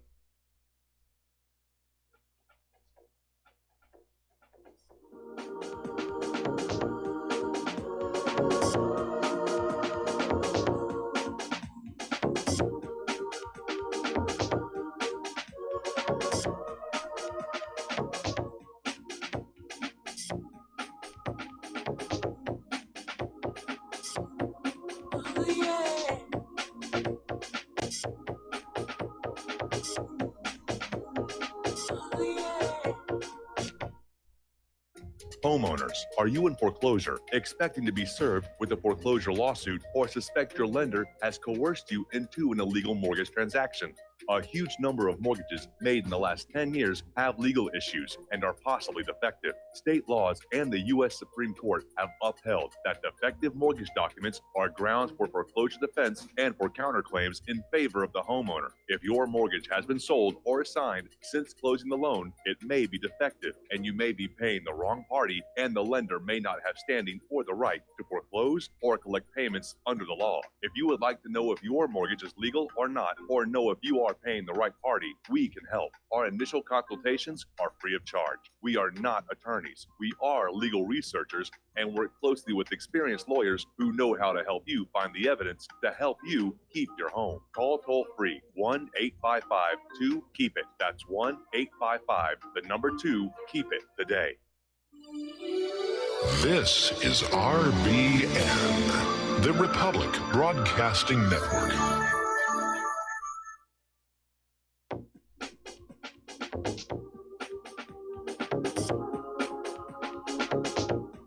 What really happened with your host, Mike Rivero. You're listening to the Republic Broadcasting Network, where you'll find out what the Fukushima's going on.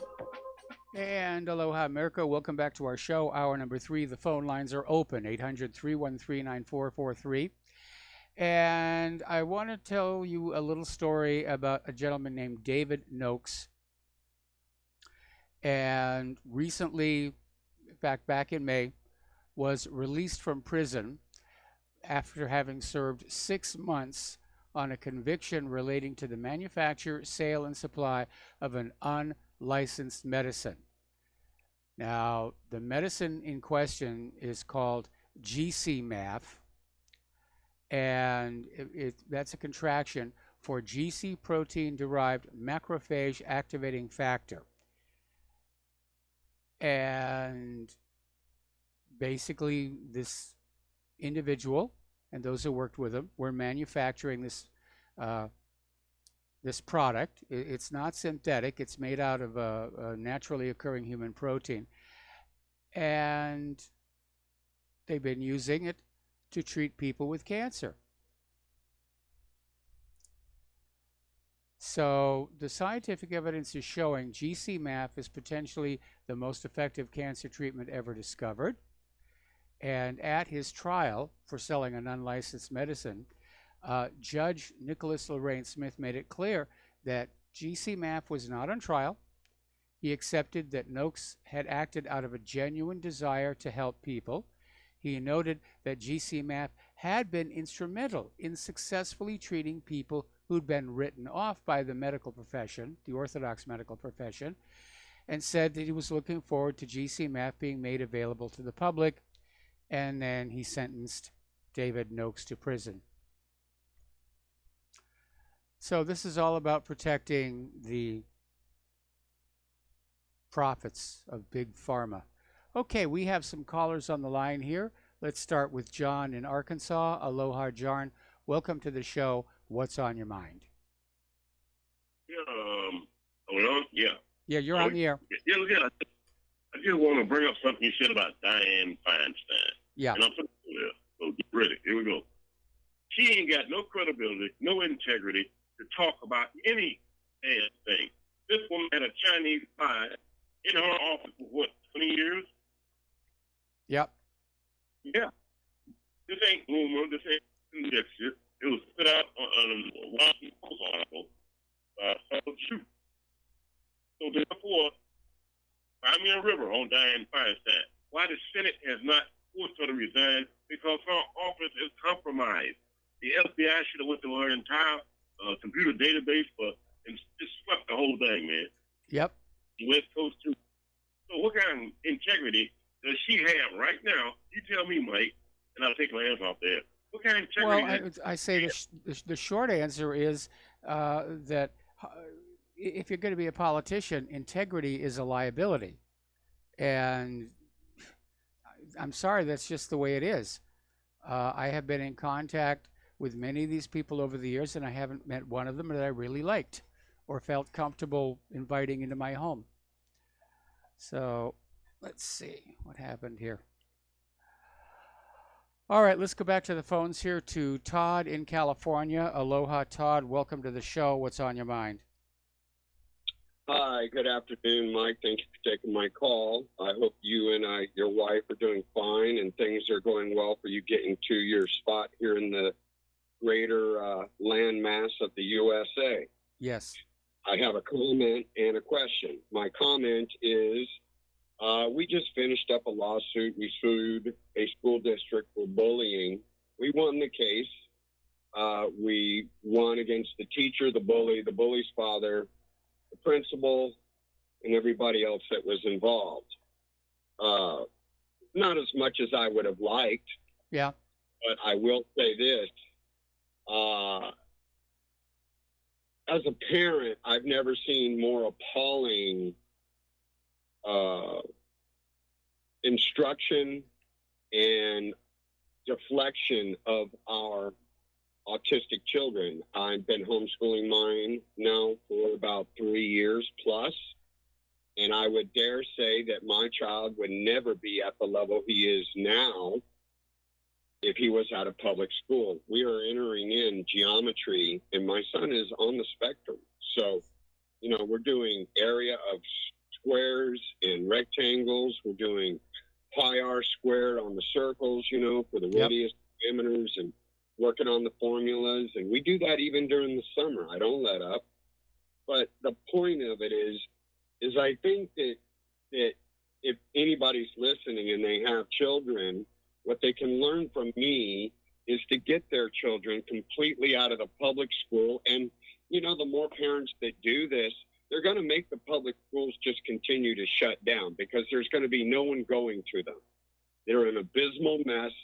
The teachers union is the strongest union in the United States of America, and lobbyists. They're the strongest. Nobody's got more money. Okay. And I think when you have teachers that play this card that it's for the children, I've never heard so much trifle, massive lies. It's trifle to make it that way, that it's for the children, because it has no bearing at all. It has to deal with bearing on the back pocket of these teachers and these administrators of that union. And the point of my lawsuit and everything I'm telling you is obfuscation, deflection, and learning to file the case right is all about how you win. We did government, court, and state. So we won them both, okay? Uh-huh. And the point is that if you don't stand up, you're going to get nothing. And if you do stand up, at least you may get something, okay? And that's the point, And then I have a question, okay?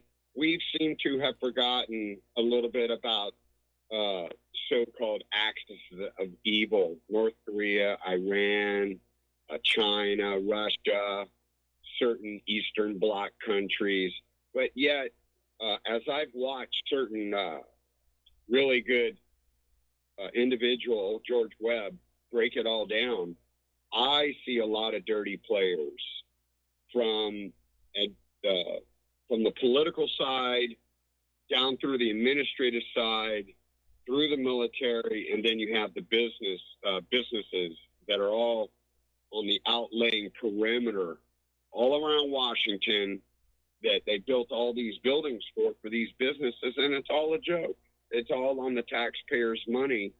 And I'm just wondering, do you see that this is going to eventually have a great toll, like Fear the Spartans kind of thing, where it falls apart because you can't, I feel that we can't make an economy sheerly out of military might. It just never works. It falls in on we can't. We can't. And we would not be the first country to collapse from too much military spending. Certainly that was the case with the Soviet Union. That was the case with Rome. But you have these people, these military commanders and politicians, all they can see is their own greed, their own agenda, their own desires. And the job of a head of state is to keep the overview, the long view, the wide view, whatever you want to call it, and say, well, it would be nice to do this, but it could cause problems over here. And unfortunately, we haven't had a president that really keeps a good overview. They're always out there, playing with their supporters. Trump is very bad at keeping an overview. And as a result, our foreign policy and our domestic policy are very disjointed. Now, my last question, part of this, because I know that you're kind of filling in the gaps for a lot of people. I'm going to ask this as a relative general. Do you see that because of what they've created in D.C. and the surrounding perimeter, Maryland, Pentagon, everything else, do you see financial collapse because of unaccounted for money, or do you see collapse because of just the corruption is so great that A, B, and C are going to happen? Or what are your thoughts on this? I think we're looking at an economic collapse somewhere down the road. Now, obviously, the government can just print up more money to try and pave over the next recession, but then that devalues the dollar at a time when the rest of the world is already moving away from using the dollar. And without a dollar that is considered valuable to the rest of the world, our economy is in serious, serious trouble. So, yeah, they've got themselves painted into a really bad corner. One last thing before I go. I'm praying for your nice Hawaii. Another article came out about the Monsanto hold on the island, and just an abysmal problem.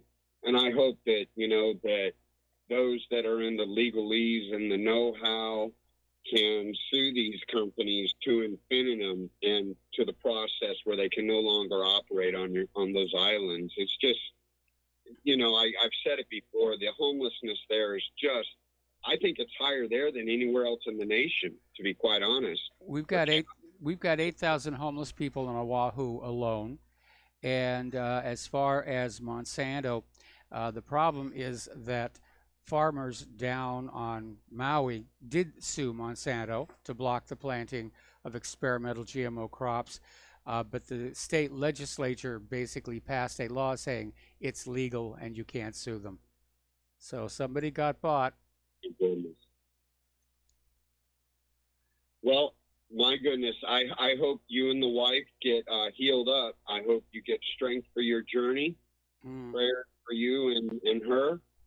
And, it's time to go. It is time to go. And I hope that God blesses you on your eBays and whatever else you're doing to get rid of whatever. And, you did a wise thing about the sword. I've been doing the same thing, the Dave Ramsey thing. Whatever I don't need, it's up on eBay. There's no point. Just get ready. Just prepare. Have seeds. Have your silver. Have your gold. Have your weapons, or whatever your choice is of weapons to protect your family. And, I think you're making a very wise move, and I hope it goes well for you. Well, I hope so, too. I mean, it's going to be really tight financially, but like I said, the family in Indiana is being very generous and very helpful to get us there. So we're working on our final timeline. Obviously, when we get to the end of August is when it's going to get really crazy. Between now and then, there's more stuff we've got to get rid of. And again, for both Claire and I, we have to work on getting our strength back because it kind of took us both by surprise. We're in the sedentary lifestyle, and just getting through the weekend with this pre-moving sale, and it just exhausted us. Anyway, Todd, thank you for the phone call. We're going to let you go. The phone lines are now open. We're going to do a shout out to our on-air affiliates who are just now rejoining our network. So, over at Time Magazine, they have a cover, and it features UN Chief Antonio Guterres standing in the water off the island nation of Tuvalu, which the outlet called one of the world's most vulnerable countries to global warming. Now, the photo was taken during Guterres' 4-country tour of Pacific nations in May, and it's meant to illustrate the point that island nations are sinking in the face of global warming induced sea level rise. Now, Time titled the story, Our Sinking Planet. The only problem is, of course, scientific studies show Tuvalu's islands, indeed most Pacific islands, have actually increased, grown in the face of sea level rise. So there's something else going on. All right, another story, this one from an Investment Watch blog. Somebody went on back and did a study of what the Arctic sea ice was like 8,000 years ago and found out it was less than half the extent of Arctic sea ice today. And it didn't seem to bother the polar bears. They thrived. They did just fine. So all this hysteria here. Back in 2008, ABC came on out with a prediction that New York City would be underwater from climate change by June of 2015. Well, New York is still there. Maybe a little water wouldn't be a bad idea. Wash away the poo and the needles. It was all a lie. It was all a lie. To trick you out of your money, to trick you out of obedience, to get you all revved up for, oh, we've got to have a global environmental authority to which we will all surrender our sovereignty. It's one of the biggest frauds in history. Just absolutely huge. Anytime somebody says there's no such thing as a broad-based conspiracy to defraud the people, just show them ClimateGate. Got it staked out on the ground, naked for you to study and learn from. Because that's exactly what they were doing. All right, let me get a little bit of water here.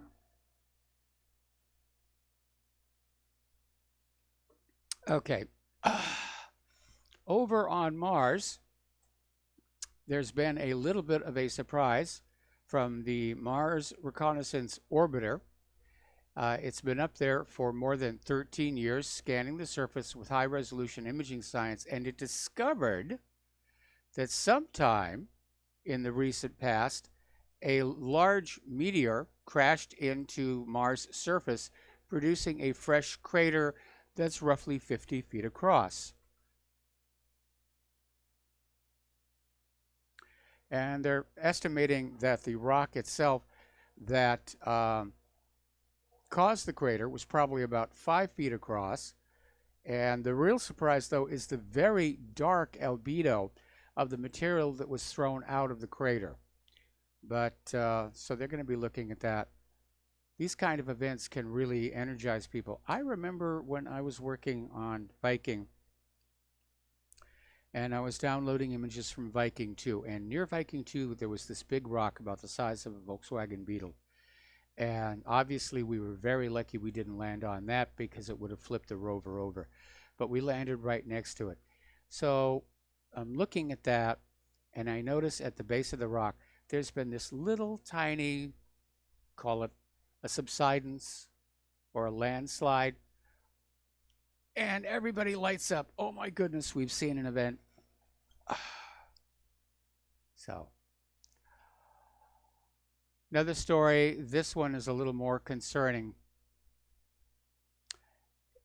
This relates to the Tunguska event of 1908, which is now thought to have been caused by a very large meteor that exploded high up enough in the atmosphere to not leave a crater. But it was gigantic. It knocked down millions of trees. It was heard far, far away. Well, scientists are now saying that the Earth is moving toward the same meteor swarm that scientists believe caused the Tunguska explosion of 1908. Now, they're not saying there's going to be one, but they're a little bit worried. We've had a couple of big earthquakes here. There was one in China, magnitude 6, 12 people dead. And there was another one over in Japan, 6.5 magnitude off the coast. That one resulted in a tsunami warning. No word that anything was damaged at Fukushima. But Earth is rocking and rolling. No question about it. And let's see. Let me just...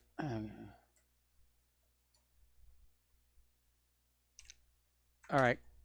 Got to get that done. Okay, so let's find some stories to report to you. Actually, no, we're coming up here on a commercial break. I'm going to try and get rid of these hiccups and find some more stories to share with you.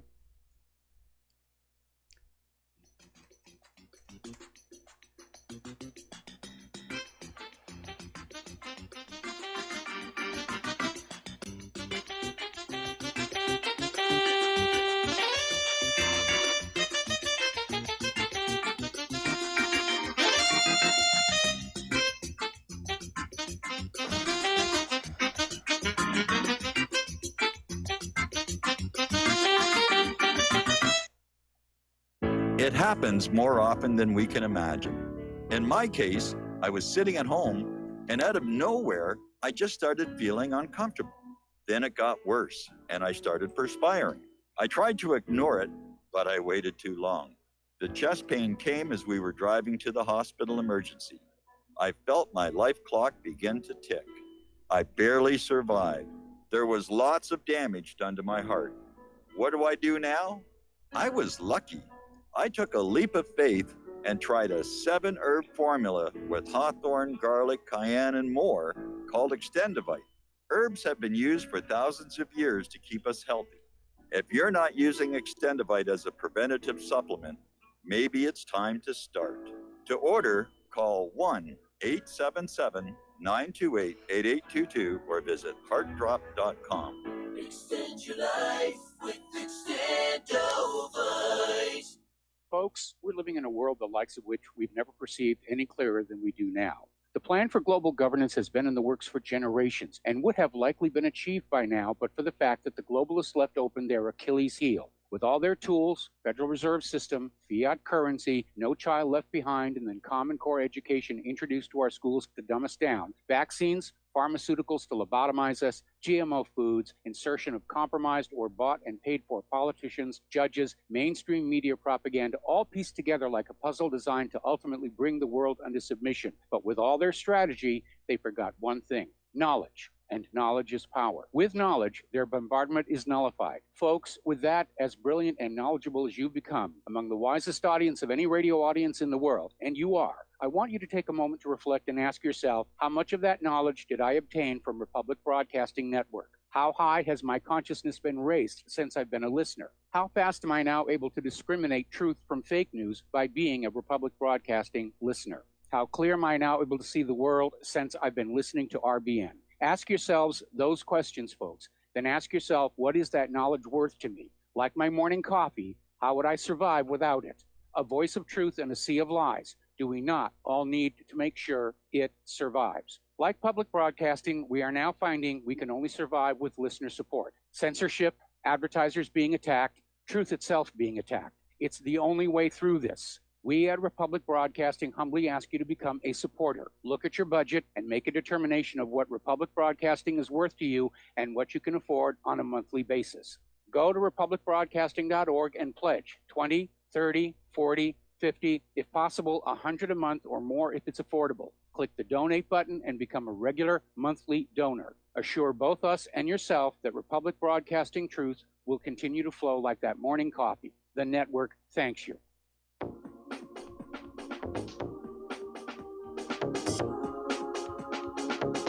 What Really Happened with your host, Mike Rivero. Visit us online at whatreallyhappened.com. Here is your host, Michael Rivero. And aloha, America. Welcome back to our show. The phone lines are open, 800-313-9443.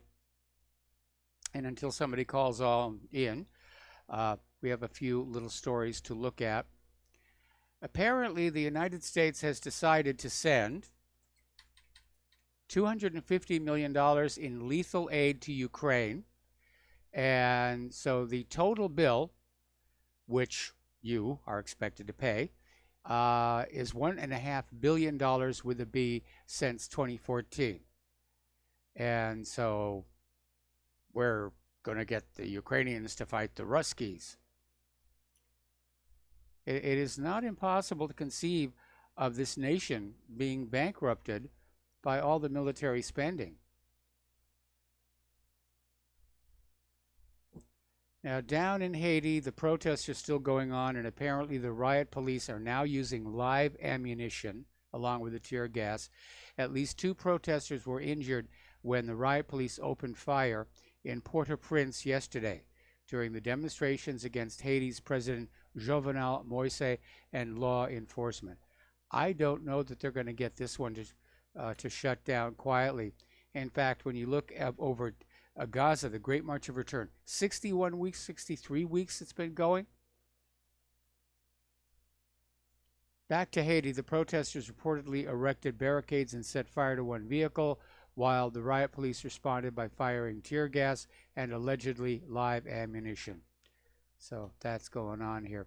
Okay, let's go back to this comment where Trump said we're going to be deporting millions.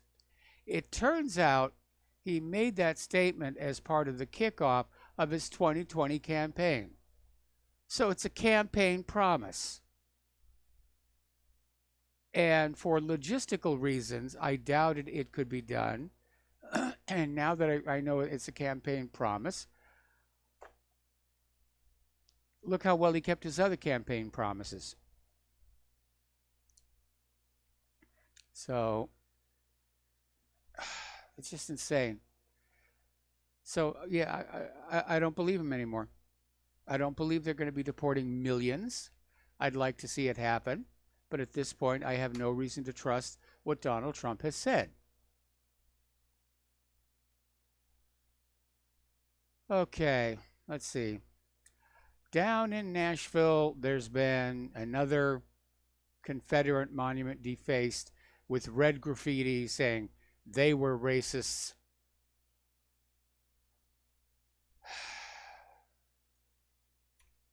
Well, we seem to have lost our civility. See, I'm getting some emails about David Noakes and GC Math. Well, I've heard about GC Math before. And they're saying, yeah, the problem is it is a threat to the profitability of the existing multi-billion-dollar cancer industry. The cancer industrial complex. They don't want competition, especially if it's cheap. All right, a little more news for the economy here. America's managerial elite has failed. Yeah, we've seen that, especially over the last 30 years, but we can't get rid of them. They've sort of become this inbred, hereditary family business for the most part. And they are paid huge sums of money, and they really don't do a very good job. And they espouse policies that are destructive for the country in the long run, like job offshoring and automation and driving down wages and salaries. All of them can make a company profitable in the short term, but over the long term, they are bad for the economy as a whole. This reminds me of that movie, A Beautiful Mind, starring Russell Crowe. And it's the biography of Dr. John Nash, who, for his thesis paper, for his PhD, basically wrote a challenge to economist Adam Smith's contention that being greedy for yourself was good for the system as a whole. And Nash proved that that was absolutely false, that everybody just out for themselves could lock the system up. But most people on Wall Street want to keep on worshiping at the altar of Adam Smith because it justifies personal greed and acquisition. The other problem we had is that most of our current top managers did not grow up in the businesses they're managing. They came out of being MBAs, replaceable mid-level managers. And that in turn came out of the end of World War II, when American business was booming. And Harvard Business School created scientific business management, which was a unified set of procedures and practices, and then created the degree program to go along with them, the Masters in Business Administration. Okay, we've got to take a break for commercials. Stay tuned. Please join us on the air, 800-313-9443.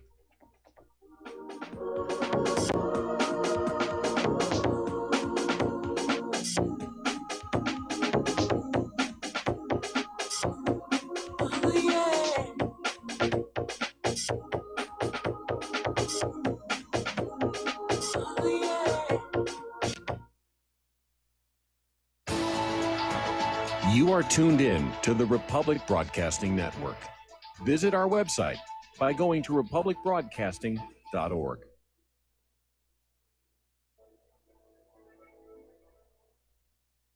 Tired of being lied to by mass media? It's growing more and more apparent today that news is received less and less through standard media outlets. Even with a growing audience every day, RBN is beginning to direct more efforts into social media. Social media and the use of the internet is fast becoming the primary source of people for news, regardless of demographic. RBN has set out to provide some of the best news on the internet through republicbroadcasting.org, and also has begun to use the tools to our advantage by way of social media. Republic Broadcasting is now operating a Facebook page to function as yet another avenue to have our collective voice reach new audiences across not only America, but across the globe as well. The Facebook page features not only news, but also an RBN player to listen to our broadcasts. Get involved by visiting facebook.com/Republic Broadcasting and liking our page and share it with your friends and family, because you can handle the truth. Many people write us about their experience with Extendivite. Allow me to read you some from Amazon.com. It really does work like the review says it does. I cannot believe that after the first few days, I didn't feel as sluggish or clogged up. It has had a profound impact on my physical, emotional well-being. I'm skeptical as most people about products and their claims, and I never write reviews, but this is a wonderful product and I recommend it to everyone. Great product. It has brought my blood pressure from the mid-150s over the 80s to the mid-130s over mid-80s. Along with diet and exercise in just the past couple of months. Excellent. Thank you, David. Tell us your story. Get Extendivite today. Call 1-877-928-8822 or visit heartdrop.com. Extend your life with Extendivite. Corporate media dominates the American opinion. Finding independent voices that counter this avalanche is becoming increasingly difficult. With the endless corruption running rampant throughout our government, independent voices are needed more than ever to battle the offensive against our freedoms and liberties. As a listener of RBN, no one understands this concept better than you. Now it's up to you to do your part. The time has come for you to take action and begin broadcasting the truth to hundreds or thousands of people every month. Sound impossible? Quite the contrary. With pointed slogans from LibertyStickers.com, you can reach countless sleeping Americans unaware that they live in a real-life wonderland. LibertyStickers.com has a huge inventory of political bumper stickers and messages that reflect the truth about our government, our politicians, and the future of America. With so many in stock, there's one perfect for you. Visit us today at LibertyStickers.com. Again, that's LibertyStickers.com.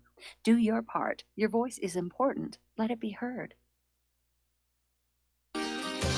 When all this twisted steel was swept away, did these remaining holes reveal what's really happened? And aloha, America. Welcome back to our show here. And I was watching on the Fox News feed where they're going on about this Department of Justice investigation into Hillary Clinton's email server and how they've identified 15 individuals who may have mishandled classified information on the server. No names, of course, and I'm getting the sick feeling that what they're getting ready to do is basically fry some low-level staffers in order to protect her Hillaryness. That's generally the way these things work. But it was her server. She made the decision. And even James Comey admitted she was guilty of felony Title 18 violations. But I guess when you're the Empress of the universe, you're above the law. Getting on back to the economic news here, Morgan Stanley is saying the world has already entered a new recession. I hope they're wrong, but they have sadly a very good record for being accurate. Anyway, join us on the air, 800-313-9443. I've about run out of talking points. And, Dustin, why don't you call in again? We'll set aside the one call per caller per day rule. Okay, combined Russia-China Treasury holdings hit 9-year low as foreigners keep dumping U.S. stocks. So, just out of curiosity, let's see what did happen with the stock market. Well, it did very well, actually. 351 up on the Dow. Over at the White House, Acting Defense Secretary Shanahan has withdrawn his name as a possible permanent defense secretary. I guess he's had enough of the job. He said that's going to be that. This reminds me of an old Bob Newhart sketch where there's this guy who's working as a talk radio host. And he runs out of things to say. And so he starts getting more and more outrageous, to try to get people to call on in. Dead, burnt babies, I'm for them. All right, so let's see. Getting on back here, let me look for some stories that didn't make the original talking points. We talked about Alex Jones and the porn. We did not talk about the new climate emergency, which is the new justification for taxation.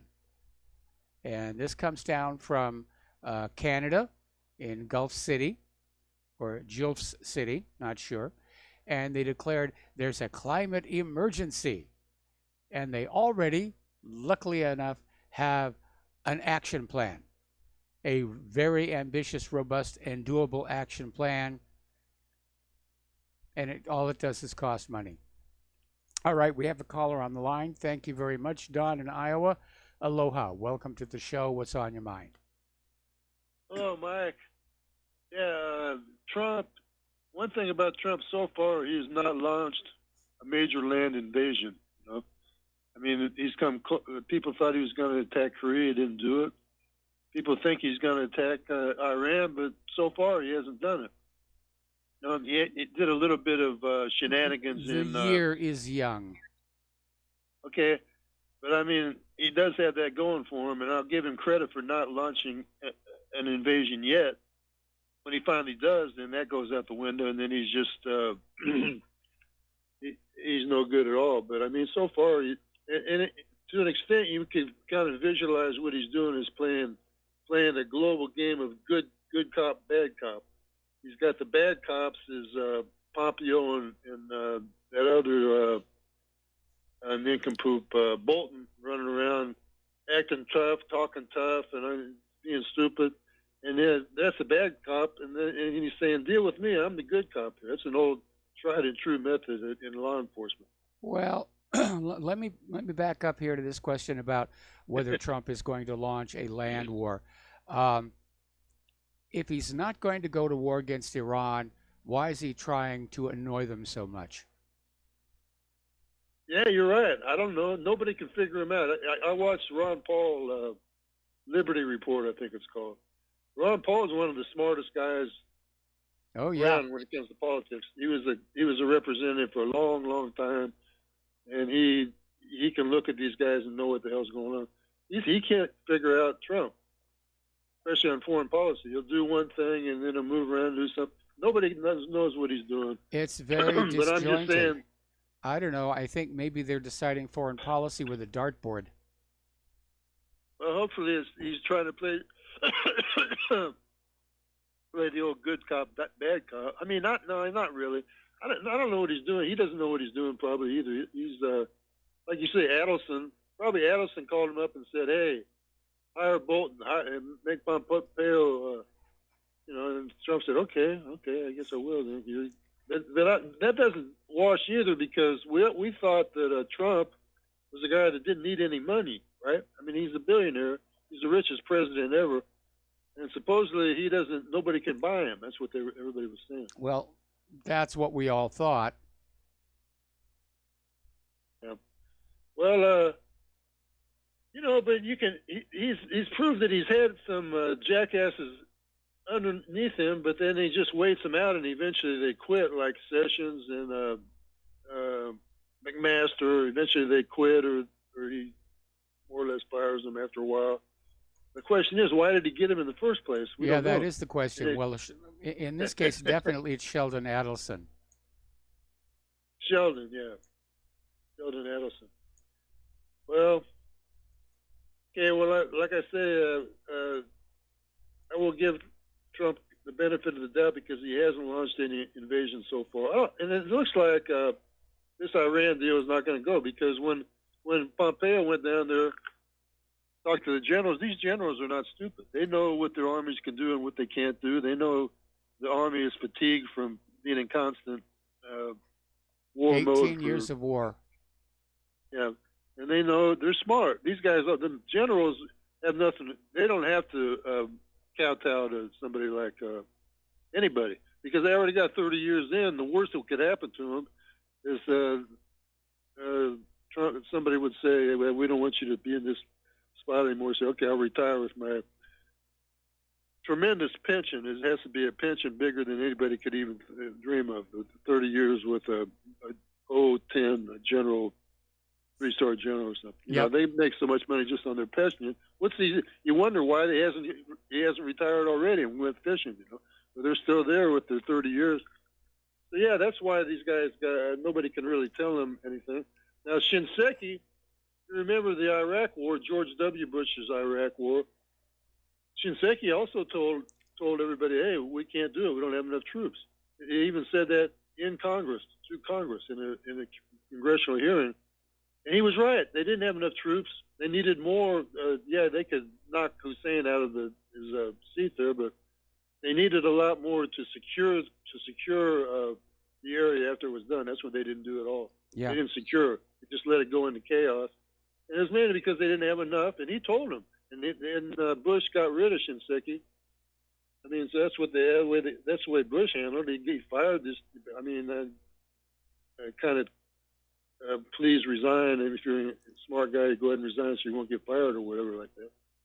But it looks last report, just like this Venezuela deal was so totally screwed. It's unbelievable. I mean, everything they do, they're getting stupider and stupider on their false flags. Their false flags used to be halfway believable. Well, I don't think that they were all that believable. I just think the American people were very naive and simply accepted what was being shown to them as being real. Now it's very different. We're skeptical. We're looking for signs that it's a fake. We're thinking it through. Does this really make any sense at all? Anyway, Don, thank you for the phone call. I'm going to let you go here because we've got another caller, Richard in New Hampshire, who's been waiting very, very patiently. So, Richard, aloha. What's on your mind? Yeah, a couple points. First of all, when everybody says, as far as the emails and different things, and they can't find a way to get a hold of them, well, there's a very easy way to get a hold of them, because the government has hired 2 companies. They take in all the emails that come in, all the emails that go out. They're all stored on disk. And one of the companies is Solar, SOLAR. They've been hired by the government to store everything. And the other one is Lockheed Martin. They have everything that comes into the government, goes out of the government, and they can even find, if they're doing porno on there or looking at the porno sites, they have all of that. So when the government comes out and tells us, we can't get the emails, we can't do this, no, that's baloney. They had it all. They've had it all, and they've had it all for, I don't know, maybe, I don't know. Well, NSA should have had it all. I mean, in theory, that's what these data centers were doing, was just copying up all the net traffic. And in fact, I believe, if I recall correctly, NSA did say they had all of that missing email, and they offered it to James Comey, and Comey turned them down. Well, what it is, if you don't want to find the truth, you don't have to look very hard not to find it. And that's what's going on here. That's exactly what's going on here. Yeah, they don't want the public to know what the heck is going on. But one thing, look, I voted for Trump, and I'm telling you right now, I'll vote for him again. But there's something we got to straighten out here, okay? I listen to him when he has all his little rallies and stuff like that. Well, I can't say little. But anyways, he came out. Remember when he came out with that statement that the rest of the world looks at the United States like we're a piggy bank? Yeah. Remember that statement? Well, I'm very good with economics and different things like that. And when I looked at that, I said to myself, well, wait a minute here. We're broke, right?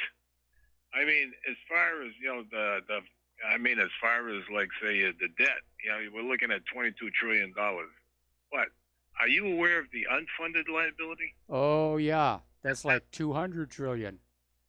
$242 trillion, right? Yep. Nobody wants to talk about that. Congress doesn't want to talk about it. The senators don't want to talk about it. The newspapers never talk about it. They never bring it up. The only one that ever brings it up, basically, is like, say, when I do my talk shows, and I tell them, we're broke. We have no money. So when Donald gets there and he says, well, the world is trying to use us as a piggy bank, and I'm saying to myself, wait a minute here. The only thing we have in that piggy bank is IOUs. We are lucky. Seriously, we are lucky that China wants to sell their stuff to us. Germany, Japan, I mean, we're broke. They're giving us goods, material that they had to pay for, to make. And what we're doing is we're paying them back with fake money, fiat money. There's a Federal Reserve notes are worth nothing.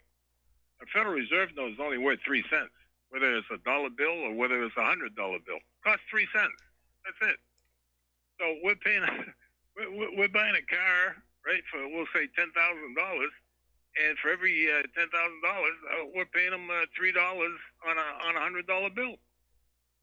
That's pretty good way of, saying, do we have a piggy bank here? No, we're broke. Yep. Do you agree with that? I agree with that. I mean, when you look at that unfunded liabilities, obviously these liabilities are going to have to be written off. I mean, there's no way the United States government can pay its way out of the debt. And again, that was the design outcome of private central banking, because private central banking, by creating currency out of thin air and loaning it into circulation at interest, whether it's to the public or the government, creates more debt than money with which to pay that debt. And that debt just grows and grows and grows and grows, and there's no way to ever pay it off. And that's how you get to be the United States of America in 2019. Right. That's right, because we right now we still have the world currency, the dollar bill. Well, that's starting to fail. I mean, a lot of other countries, they're starting to say the dollar is in the basket of global reserve currencies, and it's still prominent. But we're seeing a lot of countries are just saying we don't want to deal with the dollar anymore. Russia and Iran just signed an agreement.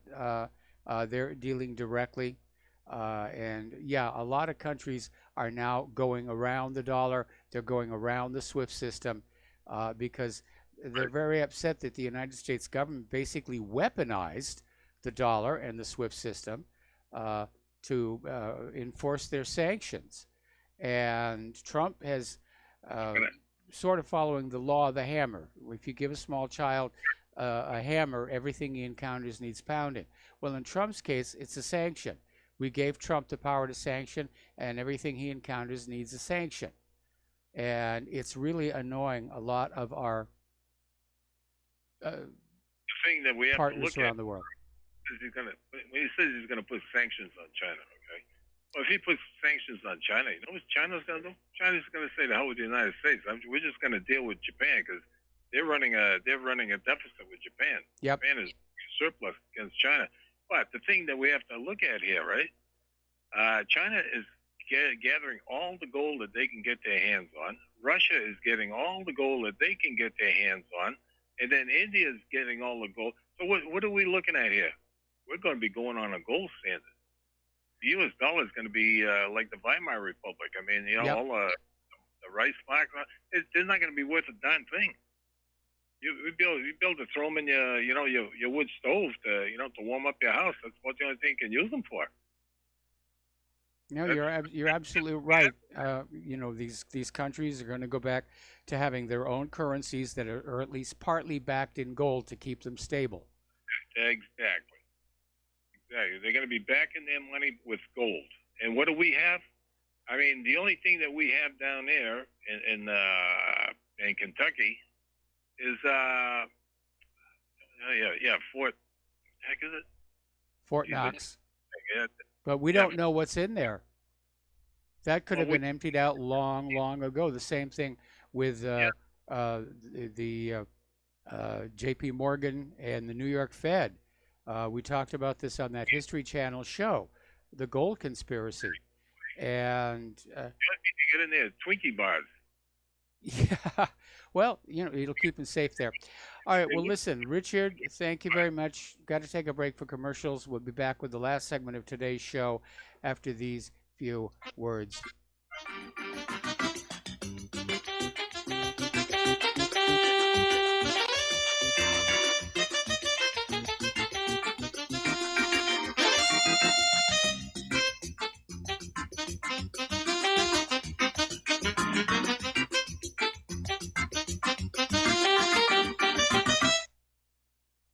Homeowners, if your lender has gone out of business or sold your transaction to another lender or servicer, you may be the victim of a wrongful foreclosure, resulting in the loss of your home. If you've already lost your home, are in foreclosure, or even in good standing, you can challenge the mortgage transaction's illegal issue, and your property can be restored to you, and your foreclosure can be stopped or reversed, and the mortgage transaction declared unenforceable. State laws, U.S. title codes, the Uniform Commercial Codes, and U.S. Supreme Court rulings have upheld that defective mortgage documentations can reverse or stop foreclosures and enforce property title claims in favor of the homeowner. We are having successes in stopping the process of foreclosure, the enforcement of the foreclosure judgments, the sale of property, and evictions after the sale. We are not attorneys, and we don't give legal advice. We are a professional team of legal researchers, providing forensic mortgage audits and expert witnesses. We have the knowledge to produce the evidence and enforce laws regarding your legal issues. We've been in business for 12 years without a complaint. Consultations are free, and we provide a free title search to confirm if your mortgage has legal defects. Please call 855-253-3748. 855, 2, keep it today.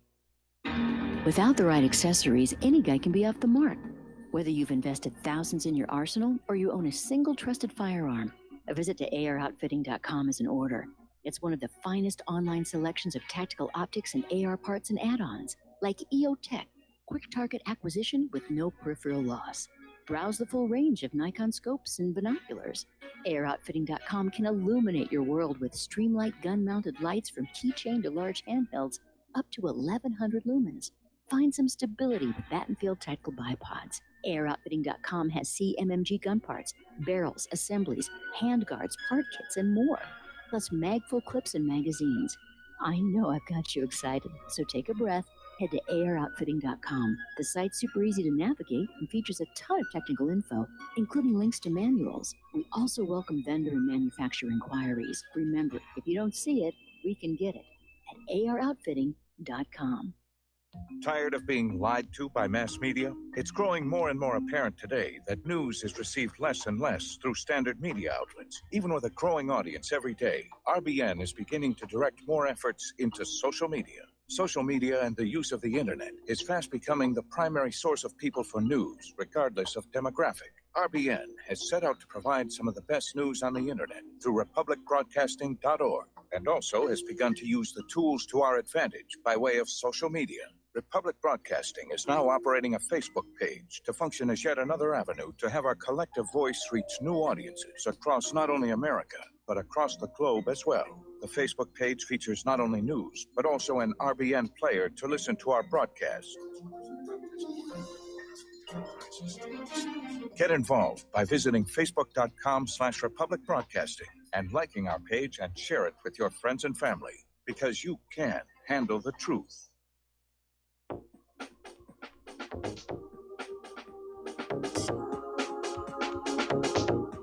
What really happened with your host, Mike Rivero.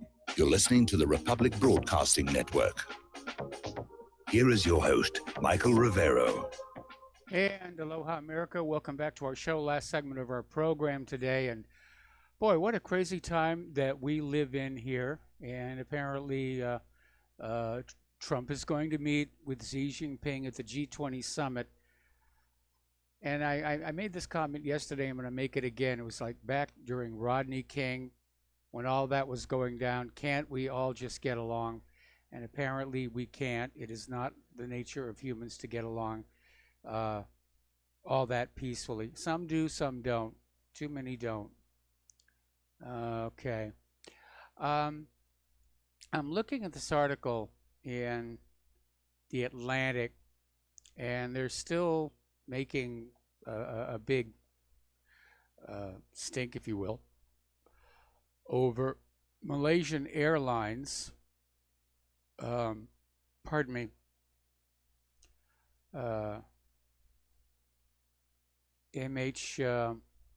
Wow, they don't even have the flight number here. Oh, MH370. Okay, there it is. And it's basically going on about how nice the people were on the crew, and how they had flight simulators in their home, and how all of a sudden the plane just veers away. And they don't have a solution for where it went. It's still a mystery. But it's basically... Now, one story that I heard was that there was a joint Thai-U.S. naval exercise in the area. And according to a report from an oil platform worker, Malaysian Airlines 370 was accidentally shot down, much in the same manner as TWA 800. That's one theory.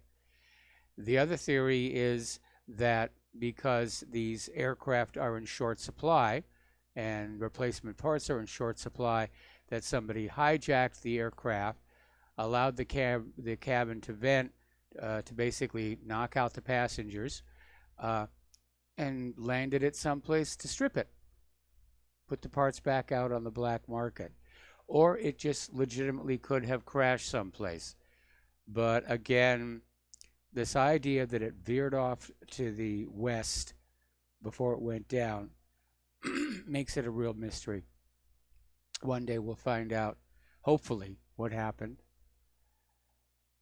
And of course, then there's Malaysian Airlines' other tragedy, the one that got shot down over Ukraine. And all these years later, the fingers are still pointing back and forth. No, the Russians did it. No, the Ukrainians did it. You know, that fighter pilot did it by accident. So, fog of war. And we really are into the war. You know, let's not kid ourselves. The war has begun. And we're all going to be caught in it. So, coming up here on the end of the show, and I want you to stay tuned for John Stadmiller. I'm sure he's got lots of interesting things to share with you. Please share what you learn here on the radio show and at the website with everybody that you know. Please donate to Republic Broadcasting. Please donate to whatreallyhappened.com. We really need your help right now. So we'll be back tomorrow, Wednesday. Aloha, America.